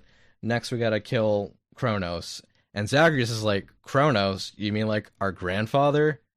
And then Melanoe is like, yeah, we need to like kill him. We need to like destroy him before he can even like be revived. Like, can you do it in your time? And Zagreus is like, I don't know if I want to do that. And so there's this conflict of like, and you can totally see where Zagreus is coming from, like based on Hades 1, right? Sure. Like there was a time he wanted to kill his dad, and like he has like this kind of deeper understanding about the relationships of gods with one another, that he kind of is almost repulsed by the idea that from Melanoe that he should go kill this person that he's never met. And so he's like, well, what if I go and talk to him instead? And then Melanoe's like, you can't talk to Kronos. He's like this terrible person. And then the story plays out exactly as you would expect, right? Sure. Because and it has to, because otherwise you wouldn't have the game to play anymore. Right. So what ends up happening is Zagreus is like, okay, what I'll do is I'll go and find where he's reviving underneath the House of Hades, and then I'll try talking to him. And if he can agree to come with me peacefully so that we can figure something out, then I'm not gonna kill him. But if he does try anything weird, I'll kill him. And Melanoi's like, okay. And then this whole thing happens where like there's like a weird time split where you play as young Melanoe in the House of Hades, where Zagreus convinced Kronos to actually like turn himself in, and like he's kind of like a prisoner in the House of Hades, but I also treat him like a grandfather. And so like there's a weird reconciliation there, but this is all in through this incantation through the mirror, right? So this didn't actually happen in Melanoe's time, but because it happened adjacent in that timeline, everybody gets memories of that happening. And so Oh boy. the next time you go to fight Kronos, he remembers all this stuff and he becomes really conflicted, and then it ends up being a completely different game. And it like it's so it's the narrative exists in this kind of absurd place for the sake of the gameplay, because Yeah. like we as characters, Zagreus would not just do the thing that Melanoe asks him to, and they address that, and I can appreciate they keep him consistent. But as a consequence, like it becomes this like, well, then we have to figure out a way to make the game work with reconciliation, which was something that was cleverly done, more or less, I'll say, in the original Hades game, because it's like, okay, we need to make it seem like you're still trying to escape, and so you'll be a security officer. Well, I'm looking back on that, I was like, is that really that clever, or is it just kind of convenient? But it's not nearly as convenient as what happens in Hades 2. Yeah. So, I mean, So all that to say, all that to say, I'd be willing to put Hades outside of the top 10. It seems like you have a chip on your shoulder, as okay. opposed to me, who just, I'm kind of disappointed. Hey, you really wanted Clair Obscur, so this turns into Hades Clair Obscur, and then we do our top 10? Oh, I thought you were going to do Clair Obscur Hades. Fine. I'm not that chuffed, but like if neither of them are going in the top 10. Fine. All right. All right. Great. You've made your choice. Sorry, Hades 2. I really liked the first one. I am still playing Hades 2 because the post game, the ridiculous post game. Because there's you defeat Kronos not by killing him, but by like convincing him to be good. Mm-hmm. And then you still don't know where the fates are, and Kronos is like, I don't know where they are. I just banished them, and so you have to like still find the fates. And then Hypnos is still asleep. And it's just like, okay, well, I need to figure out that part too. So there's like all these other stories that are not resolved that I'm still trying to get done. Fair. So number 10, I guess it's my turn. Gosh. So what we have left, everybody, is Baby Steps, Elden Ring Night Rain, Deltarune Chapters 3 and 4, Peak, Hollow Knight Silksong, White Knuckle, Wanderstop, Blueprints, and Skate Story. Which, honestly, I'm shocked Skate Story made it this far, but that game's awesome, so whatever. I mean, I've watched you play it a little bit, and I don't know like how impactful that was to you as a person. Oh, that's great. But I didn't feel like trying to bring it into question if you felt like it deserved to be in top 10. So I would have probably put it in 12 or 11 here if we hadn't done this deal. So I mean, 12 is your pick, but well, 12 was your pick, but you decided to make the deal, so that's why Clair Obscur ended up there. Oh, yeah, mine's offset by one. Sorry, let me fix that. So you mentioned Peak earlier. I really just wanted Peak to make it to top 10. I think I might like Skate Story more than Peak, so I'm going to say Peak for 10. Well, let me put something out there, okay? Okay. Deltarune. Oh, I thought you were going to go for top 5 on that one. I acknowledge that this is not the complete story of Deltarune. Okay. We've got a really important and informative chunk of the story, but it's not the complete story. And it's probably the same sacrifice that I made in the past for the original For uh, chapter 2 or Del- something. chapter 2. I was like, I Yeah. can't have that be like, I really liked it, but I Mm-hmm. can't in sound mind have it be top 5. So Okay. I'm willing to like drop that whenever. I will happily put Deltarune there then. I didn't realize I wasn't even trying because it's Deltarune. Well, I So yeah, mean, Deltarune and then you're number 9.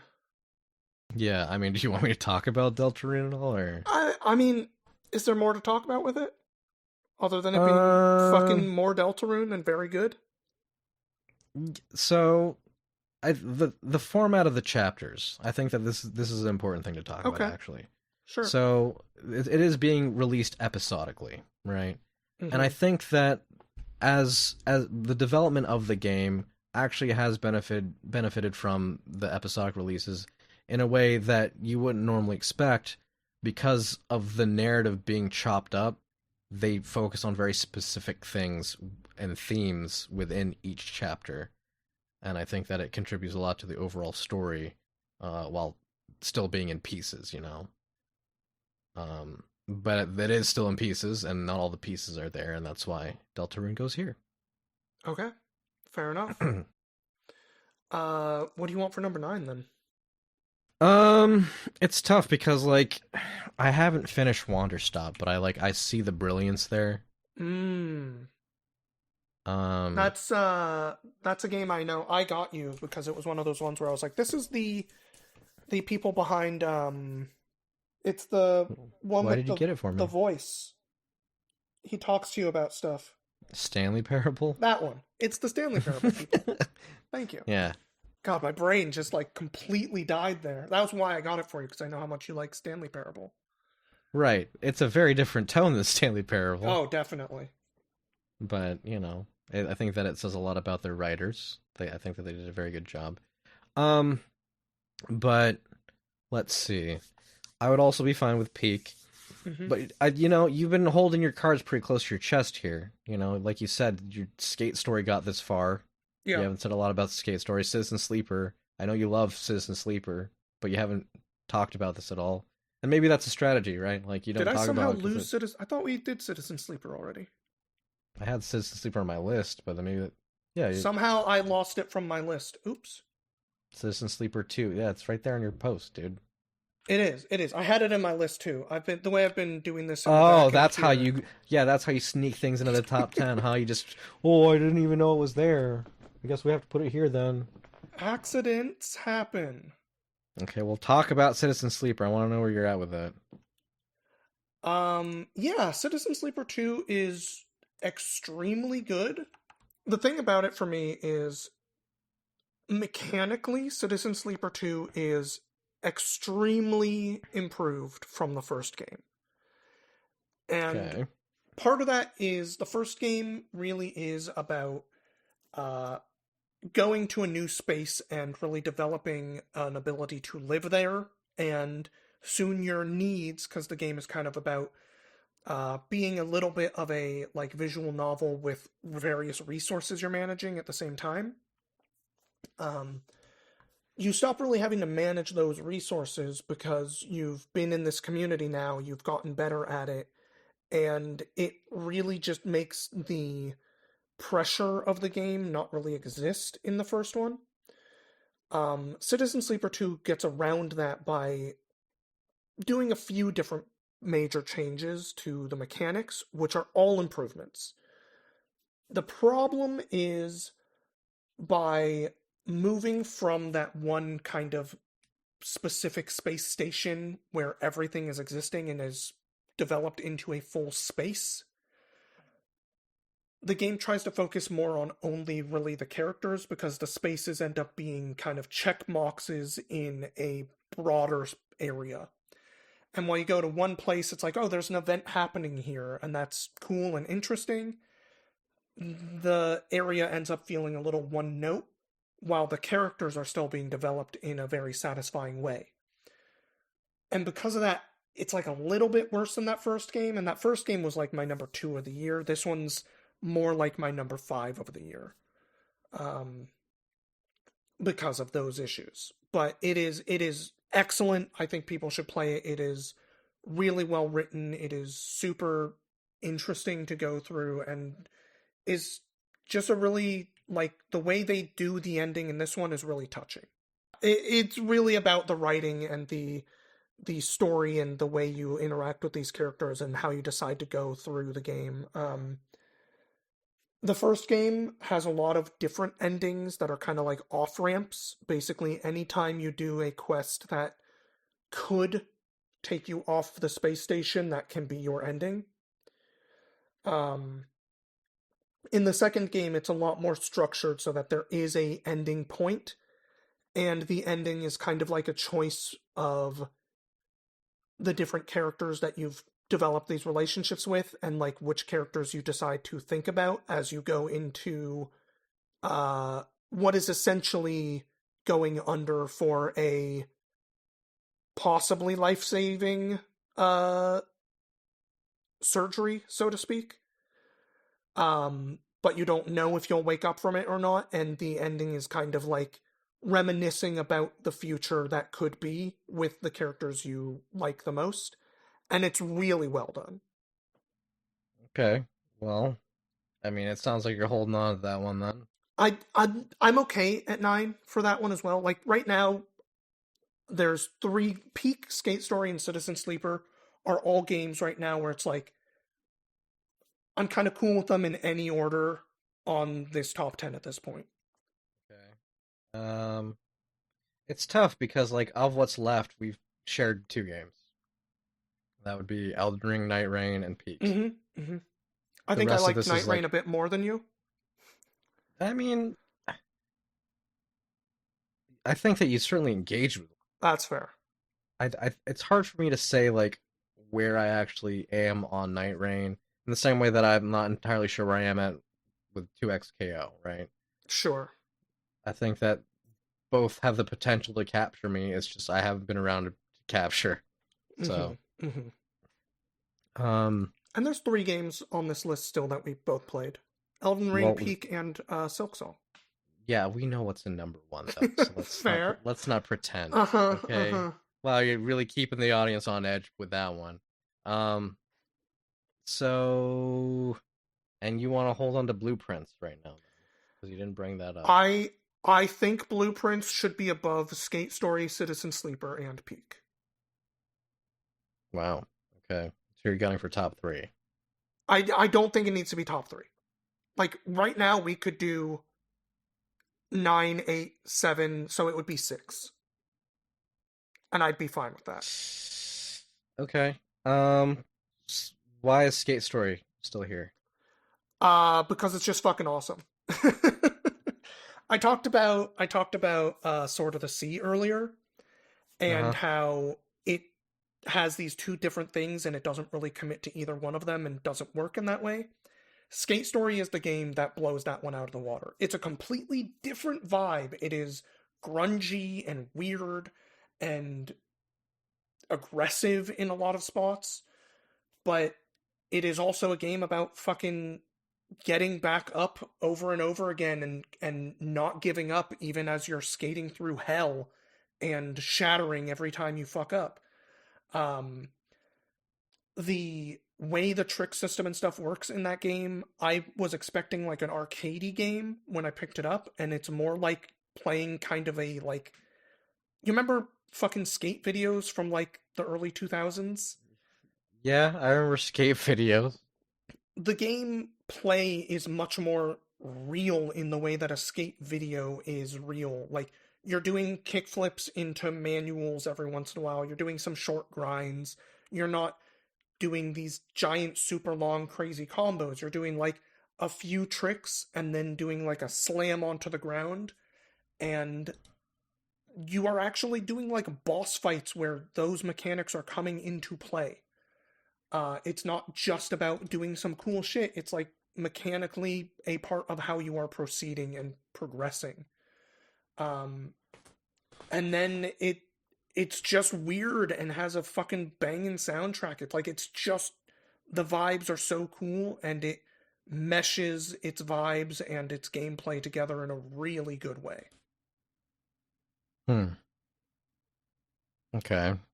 You get to eat the moon. And you get to eat the moon. You That part just I want to remember. take some fucking moon drugs and go to sleep. Well, I mean, I'm getting there. I'm okay with it being 9 though. Well, okay. Let's go through the Mhm, list here. Let's go. sure. And when I say the list, I don't mean the list of games, but Yeah, the yeah, list yeah. of criteria. Okay. Obviously, Skate Story is above average. It's not. It's not like a middling game, No. right? It surprised you. Hmm. That's check. Did you feel like it had something to say? Definitely. Okay, we'll check that one. Um, let's see. Soundtrack? Banging. Okay, we'll check that one. Um, yeah, it seems like it belongs to be up here at some point. But you like Blueprints better. The innovation of blueprints for me says that it should probably be higher. Skate Story is, while still being what Skate Story is and all the cool things, it is a pretty small experience. It is a singular experience in a very real way, but it doesn't have the legs that I think Blueprints actually does have in what it has created. Okay. Hmm. Let's put let's put Citizen Sleeper here. Okay, They do that because it's an iteration on something that already exists. totally. That makes sense to me. It's great. It is fantastic, but yeah, I mean, it this is wouldn't be fine. up here if it wasn't. So true. Number 8 then. Um, I'm gonna go ahead and say Peak. I'm fine with that. You mentioned it earlier, like it is the best one of those. It deserves to be on the top 10 to me because of that. Um, but Yeah, it is, it feels there's a lot of like things dialed for collaboration and like actual thinking about the decisions that you're making, which is not the same of a lot of those friend slap games. yeah. Lord knows when A I'm lot, not thinking about Peak, I die a lot. It's bad. I've had great yeah, runs and I've had bad runs, and it's really about, am I actually engaging with it? yeah. You just walk into a hole and then it's like, Yeah, that was a how bad did you one. not see? I didn't That see was it. bad. I didn't see it at all. Well, oh well. But that's the fun of it, right? Because Hmm. like you Hmm. can pick it up and do another one. But I don't know if there's a lot to say about Peak beyond that. So fair. They do something really really well. In fact, they were almost. I think that at least one half of the companies that made the game was kind of pissed off at how well it was doing compared to their other things, because Yeah, like it yeah, was like something they threw together on a weekend, like at least the original version, yeah. They're like, and why is then this the one, not the thing we felt like we really put effort and time and passion into? well, that's how it is sometimes. Yeah. Number 7 for you.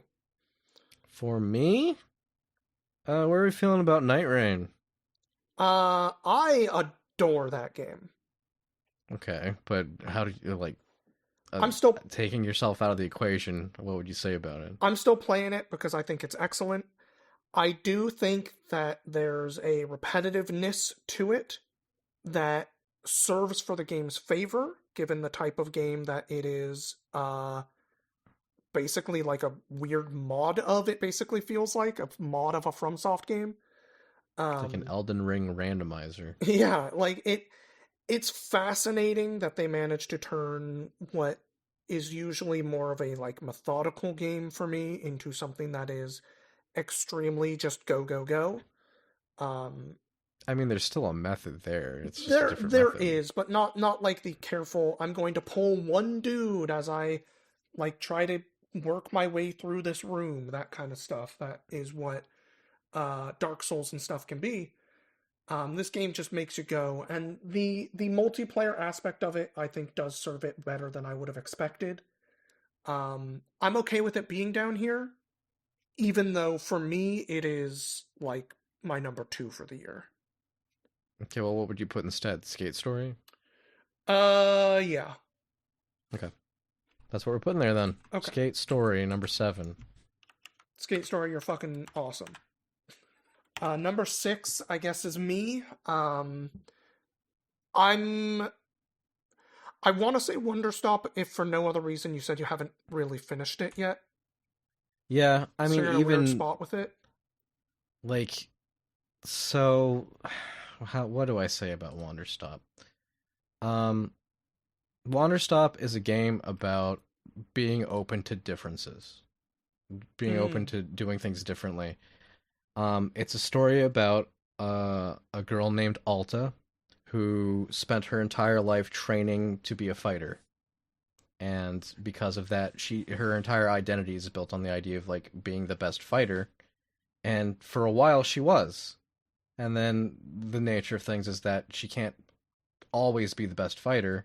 And so she takes her first loss very, very hard to the point that it throws her off her game, that she continues to lose.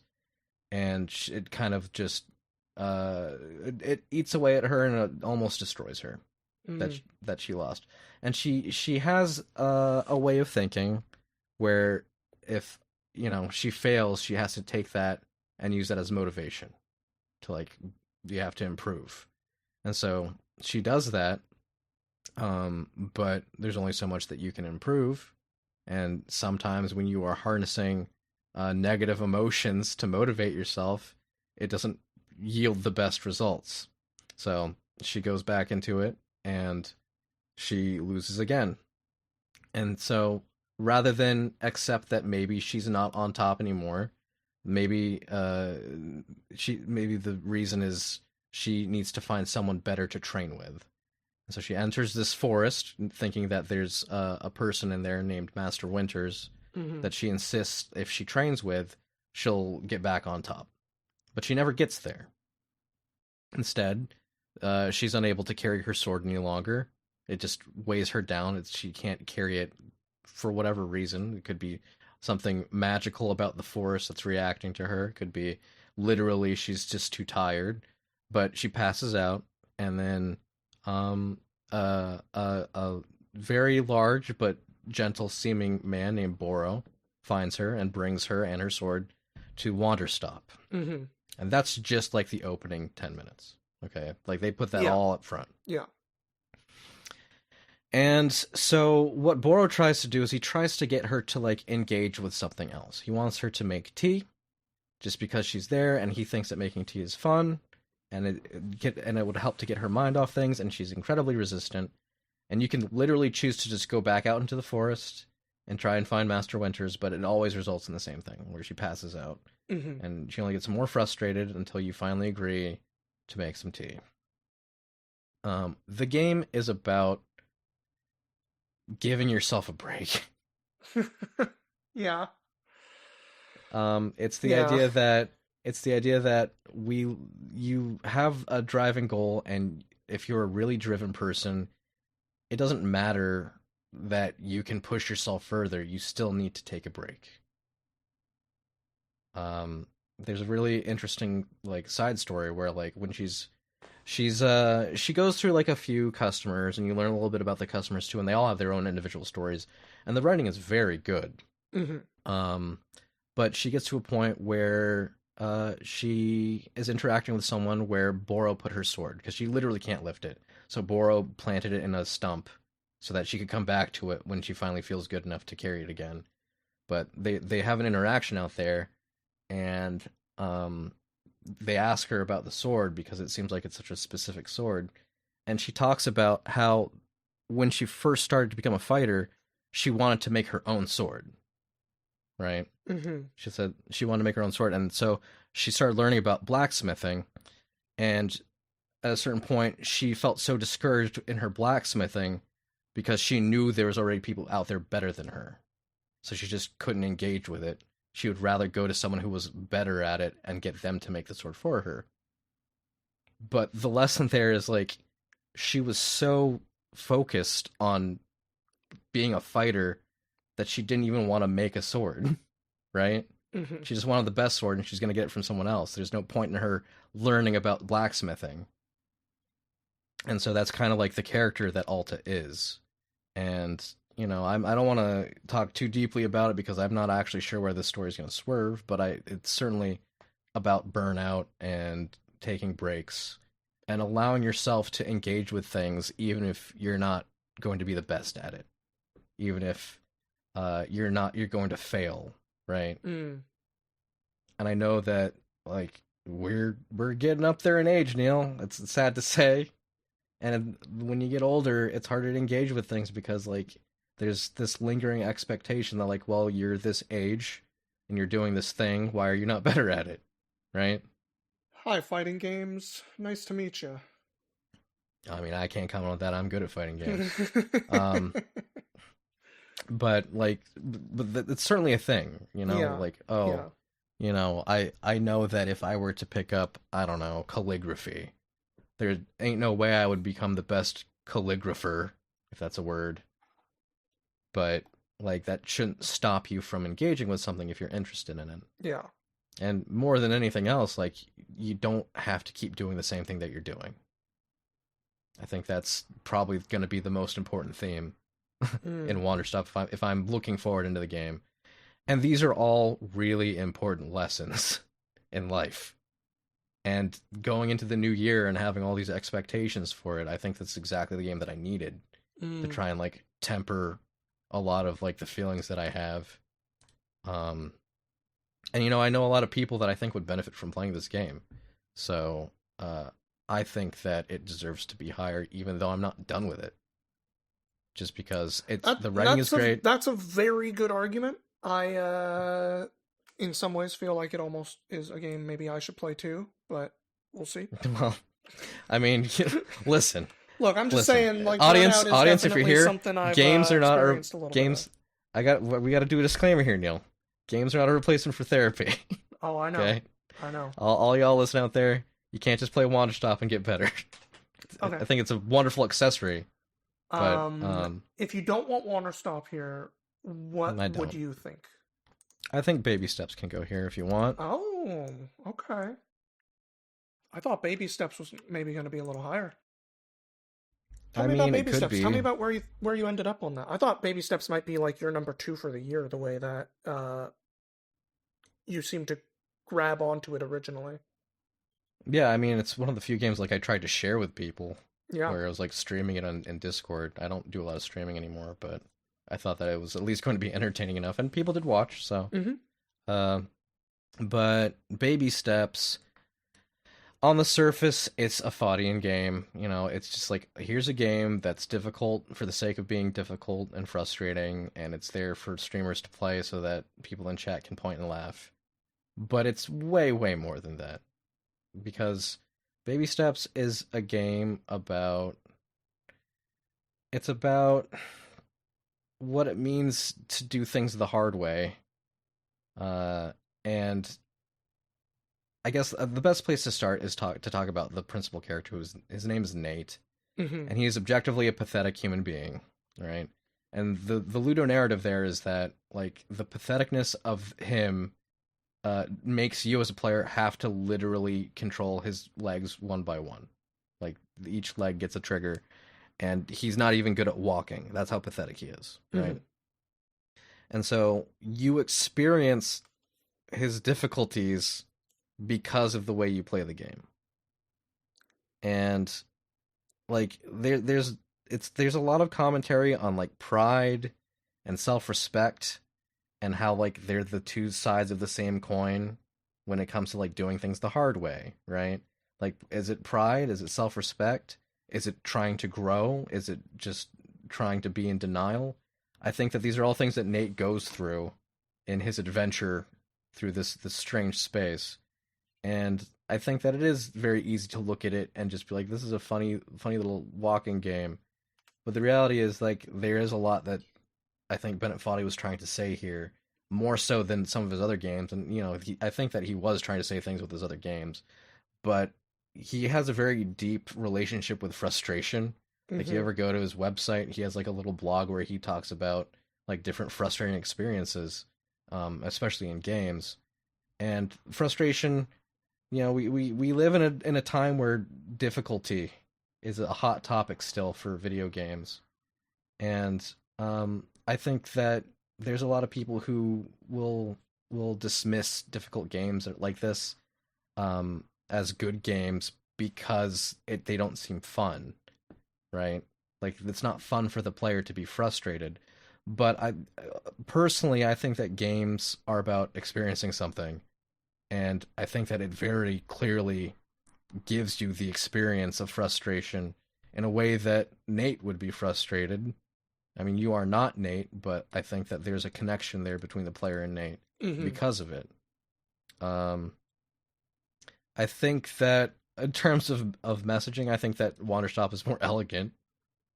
So I think that it would go baby steps would go before that. Okay. But I think that people don't realize like that there's more there. Yeah. They think it's just like a little Rick and Morty style tongue in cheek humor kind of thing. Awesome.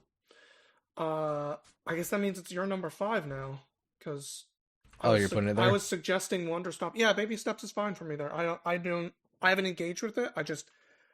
I've heard a lot about the way that it has affected some people, which is why I was like happy to see it making it up here and why I wasn't gunning for it ever. Because I've played a lot Yeah, of I those noticed that. frustrating games and I've been very frustrated by them. And Baby Steps has sounded to me like it is something that goes a little further in ways that make it more than just you finding out about frustration and instead really engaging with it in a more thoughtful way. Yeah, I mean, I don't know if I was particularly elegant in talking about it, but there is a very clever narrative thing they do towards the end. There's like this gauntlet called the Man Breaker Mm-hmm. in game, and there's just this set of stairs that spiral upwards right next to it, and like, you can just climb the stairs instead.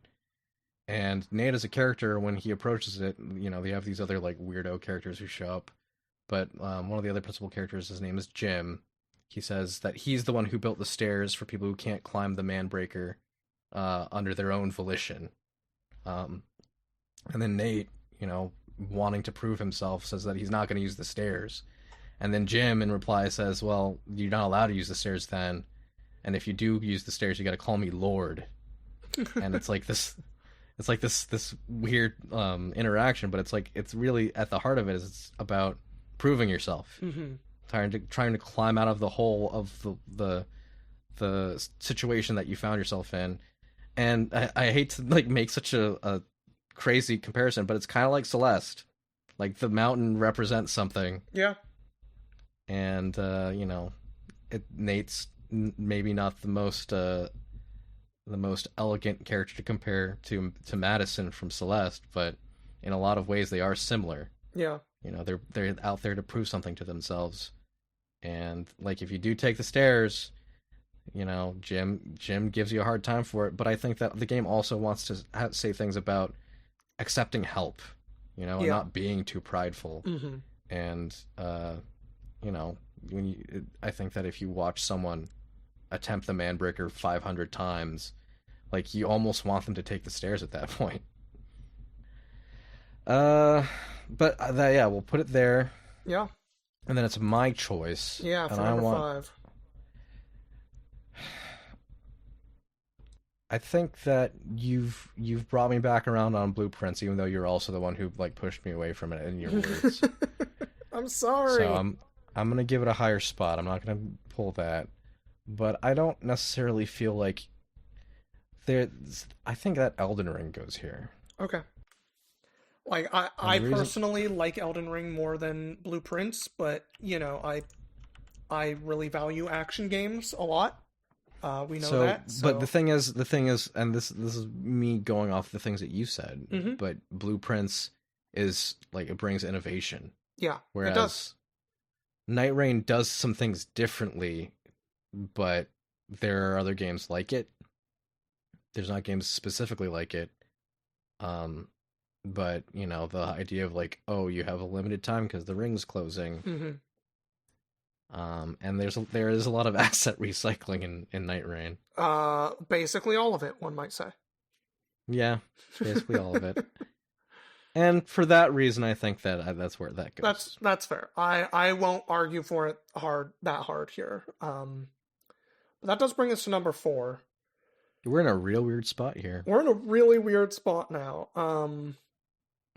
Is our method falling apart? Well, mostly I don't know enough about White Knuckle to know if you're trying to get it for number two. No, I'm not trying to get it for number two. If it Okay. ends up being number two, I'm fine with that. But it's one of those like I get it because like you hadn't played it. Yeah. And I mean that's the I same really for wish that you Wander had Stop as played it. well. I feel like so let me put this out there to try and like give you an impression Mm-hmm. of what White Knuckle is because I talked about it before. Mm-hmm.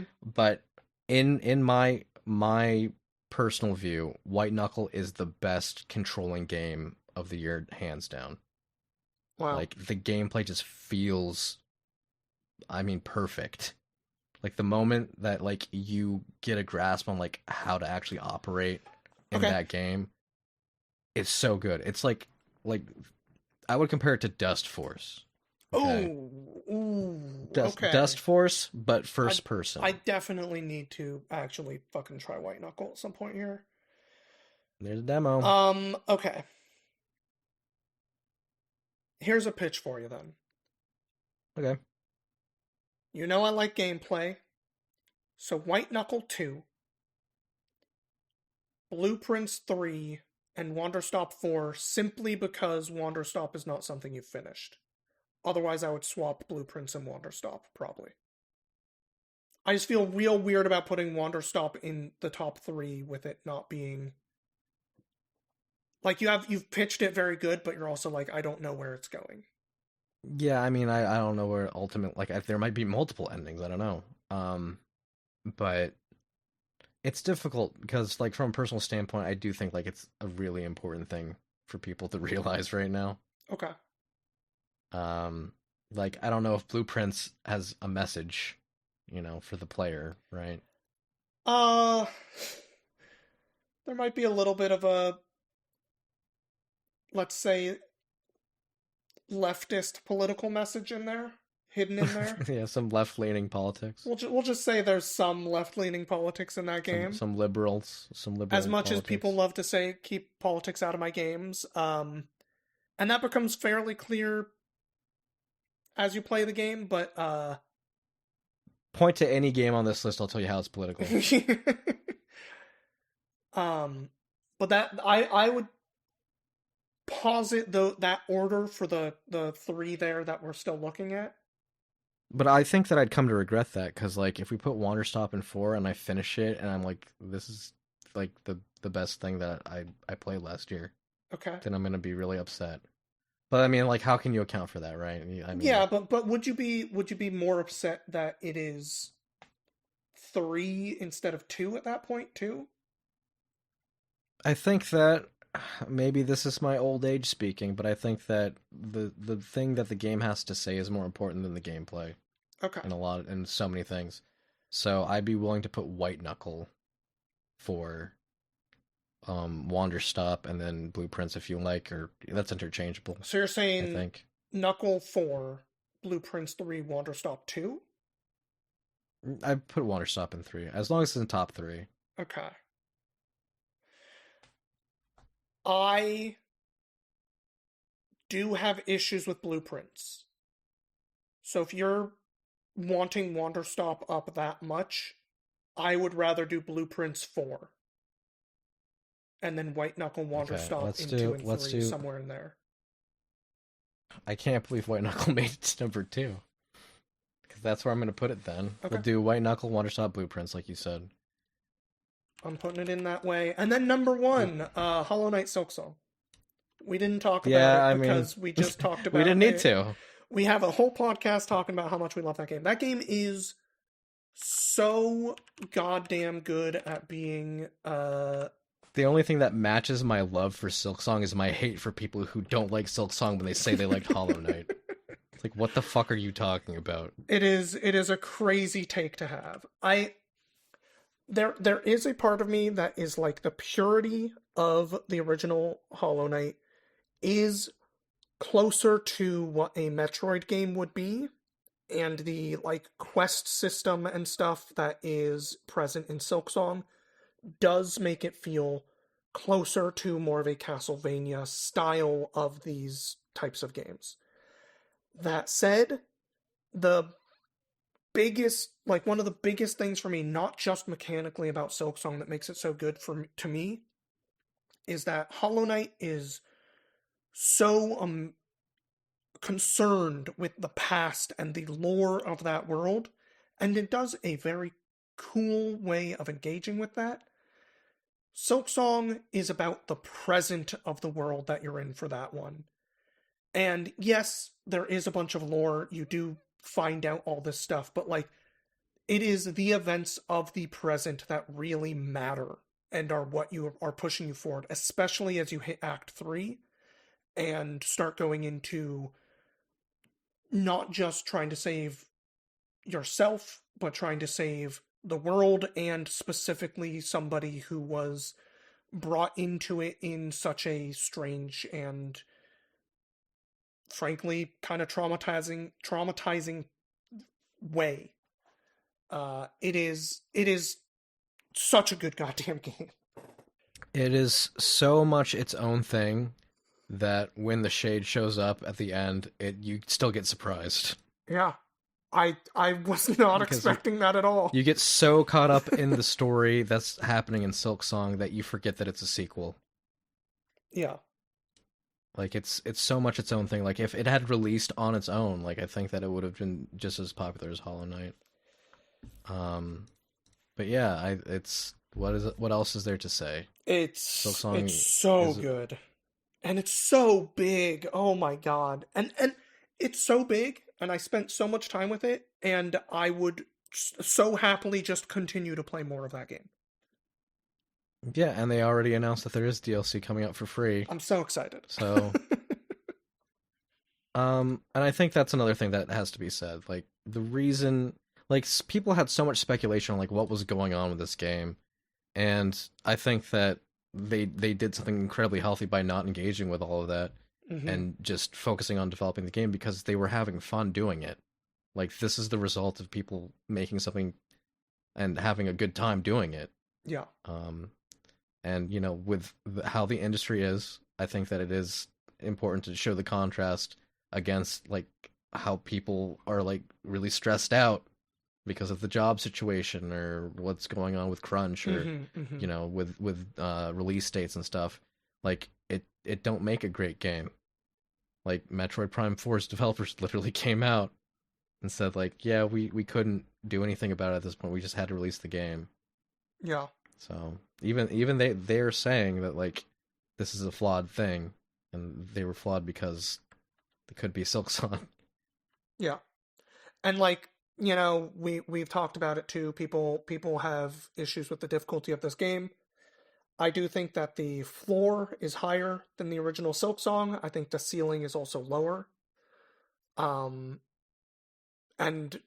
you know, sure, I play a lot of video games. Yes, I admit this game is tough, but I did not find it to be too tough or something that pushed me away. So I think that the difficulty of Silksong is how intimidating certain things can become. Not necessarily the actual true difficulty of doing it. Like I said, like from like the first wall I hit was the fucking Great Savage Beast Fly. Yeah. And like I just got in my own head, like not adapting to what it was doing. And I just kept trying to like do the same thing over and over because like I was like, this is just like the advanced version of a basic enemy. I should be fine. And once I started respecting what the game was, I guess is a way to put it, like I started performing way better. Yeah. Yeah. You can't play it like Hollow Knight. You No. can't. So No, you can't. But that's why it's good.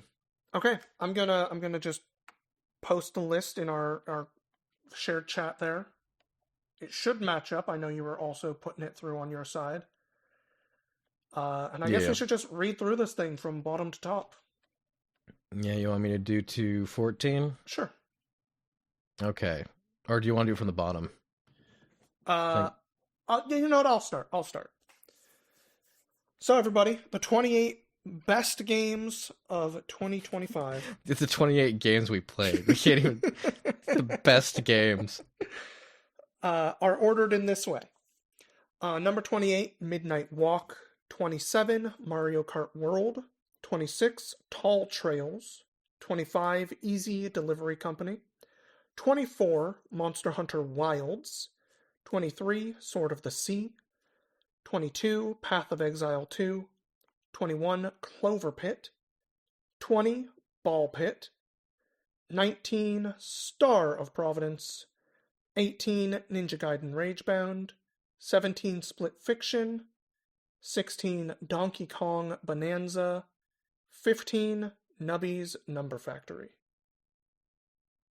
Number 14, Keep Driving. Number 13, South of Midnight. Number 12, Clair Obscur Expedition 33. Number 11, Hades 2. Number 10, Deltarune Chapters 3 and 4. Number 9, Citizen Sleeper 2, Star Wars Vector. Number 8, Peak. Number 7, Skate Story. Number 6, Baby Steps. Number 5, Elden Ring Night Rain. Number 4, Blue Prince. Number 3, Wander Stop. Number 2, White Knuckle. And number 1, Hollow Knight Silksong. Honestly, looking back on this list, It's a pretty good list. I'm pretty happy with it. It's a pretty good list. I'm happy with this. I've had years where I'm definitely less happy with it. I'm pretty happy with this one.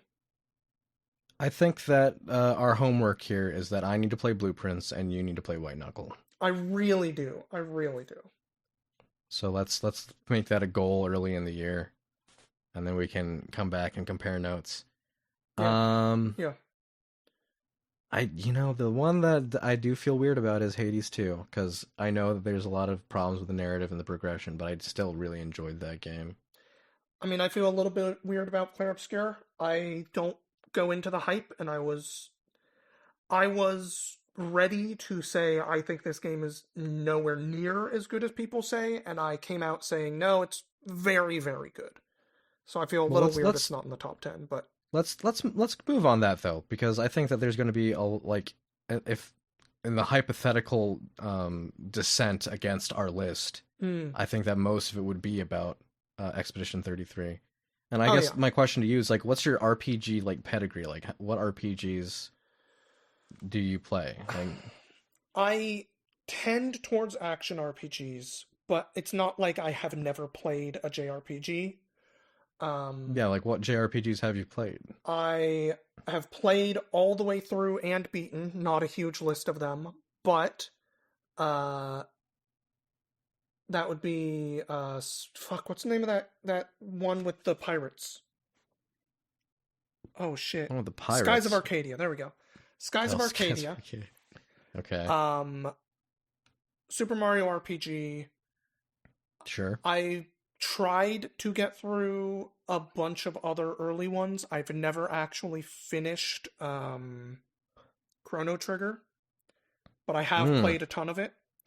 I never finished Final Fantasy VI, but I did play through 75% of that one. Why is it always 75% for Final? I've had 3 separate people tell me. The Final Fantasy VI, honestly, you go to the island, you fight Kafka, your party gets split, and then you have to go get them again. And I just didn't want to do that at the age I was at that time. I was like, I've already spent the whole game doing this. I don't want to go and do that part again. Right. With where I am in my life now, I don't think I appreciated the narrative part of what that game was doing. I was pretty young. Sure. I've played through a few other ones. I know Evolution Worlds is one that I played all the way through somehow. That's quite the pull. Yeah, it's a weird one. I know there's at least 2 or 3 others that I really engaged with, but I tended towards the action RPGs. So I played Tales of Phantasia, for example, but that one's very much an action RPG, not a turn-based. Yeah. And of course Pokemon games, those count. Those are RPGs. What am I fucking... Yeah, no, they are. So not a huge list, but it's not with what Clair Obscur is doing, they did a really good job with the active part of it, and I think that is part of what kept me engaged enough. They do add some more mechanics that in Chapter 2 which are fine and cool. Yeah, I think that that's probably one of the things I will like give it a lot of credit for in that like the when you get comfortable with the combat, they add something else. Yeah. And I think that's it's important to like keep players engaged, and that's one way to do it. It's the gradient counters. Yeah. And like all of that stuff is very good. I do think that the way that you can break that game does a disservice to the combat. And I agree with you. The way that combat and stuff is compared to the way narrative is, that is where the biggest clash of that game is. Um, but it's also both sides of it are very good, so it's kind of okay for me. You know, I had talked with other people about some of my I guess I mean I don't want to like give a heavy word to it, You but can just say my gripes. distaste for the way that the story progresses Hmm. is that like it sets stakes and then none of those stakes are important by the end of it. I can see that argument. I don't fully agree. No, well you don't fully agree based on my L. I'm imagining. Yeah, and Well, I mean I'm looking at it from the player's perspective. yeah, from Like I can see it from a player's perspective, from the narrative of Mael's story, which, in all honesty, this game is way more about Mael than anyone else. Even if they really push you into feeling like, hey, Gustav is your character, followed by Verso is your character, in a way that I don't fully appreciate. That's like my biggest gripe with it, is the way that that stuff pushes you. But I think they do a really good job with the rest of it. well, I mean, maybe it's because I didn't engage with some of the things on the side, but I feel like outside of the characters that you literally said out loud, the other characters just don't get the same development. Oh, they maybe not as much, but Shael, for example, I really like her, and she does get some pretty good development with her struggles with suicide, Yeah. and it's done better than I would have expected the game to do it. So, Now, what's Loon's thing? uh, burnout and being pressured by her family and specifically parents, and feeling like she's not really necessarily good enough, but still had to power through and try to be. They really should have picked some more mentally stable people for this expedition. Well, when it's the last year of your life, how mentally stable are you? And you know it. How mentally stable are you going to be? Um, I don't know. It's hard to say because like, and one Yeah. part of me is like, I feel like I'd probably be pretty resolved to like what's gonna happen if like I really knew. Fair, fair, Like it'd almost be liberating, considering how I feel right now. fair. Um, but yeah, no, I get what you're saying. Yeah, I don't know. there's sentiments and stuff in that game that like really resonate with me in ways that I don't always see from games. Even if it is in this like very extreme manner, which is part of why I think it actually does a better job uh than I was expecting it to, and why I did in my own admission be like, okay, this is in fact a very good game. Um so like, yeah, I agree. Hades 2 and Clair Obscur not making it to the top 10 is a little weird, but I'm pretty satisfied with our list. I think it's a very good list. It's weird, but I like it. Yeah. I don't know about Skate Story, but It's you really awesome. liked it. It's fucking awesome. It's vibes, but then also my vibes game Keep Driving is all the way down at 14. Yeah. Oh well. But then But also White Knuckles number White Knuckles two. number 2, Yeah. so fucking Go play White Knuckle. I will.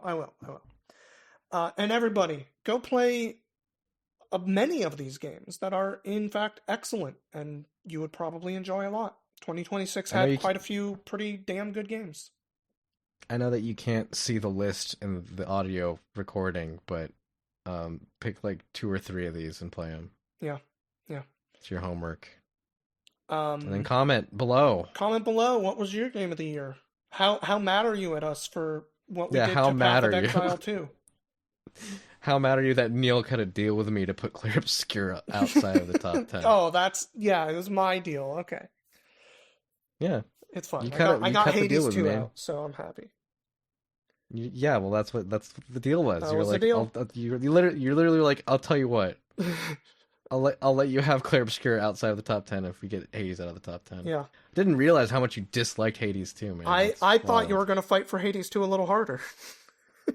Well, joke's on you. Joke's on me. Thank you, everybody, for being here and hanging out with us for another year. I hope 2026 brings us a lot of great games as well. And beyond that, just better times. Yes, early parts of this year have been what they are. I hope they get better. Yeah. I hope they get a lot better. Video games, goodbye, everybody. Video games, goodbye. Audio Games is hosted and produced by Matthew Lane and Neil Jimenez. Our theme music is Recharging by Gooset. If you'd like to reach out to us, please email us at audiogamespodcast@gmail.com.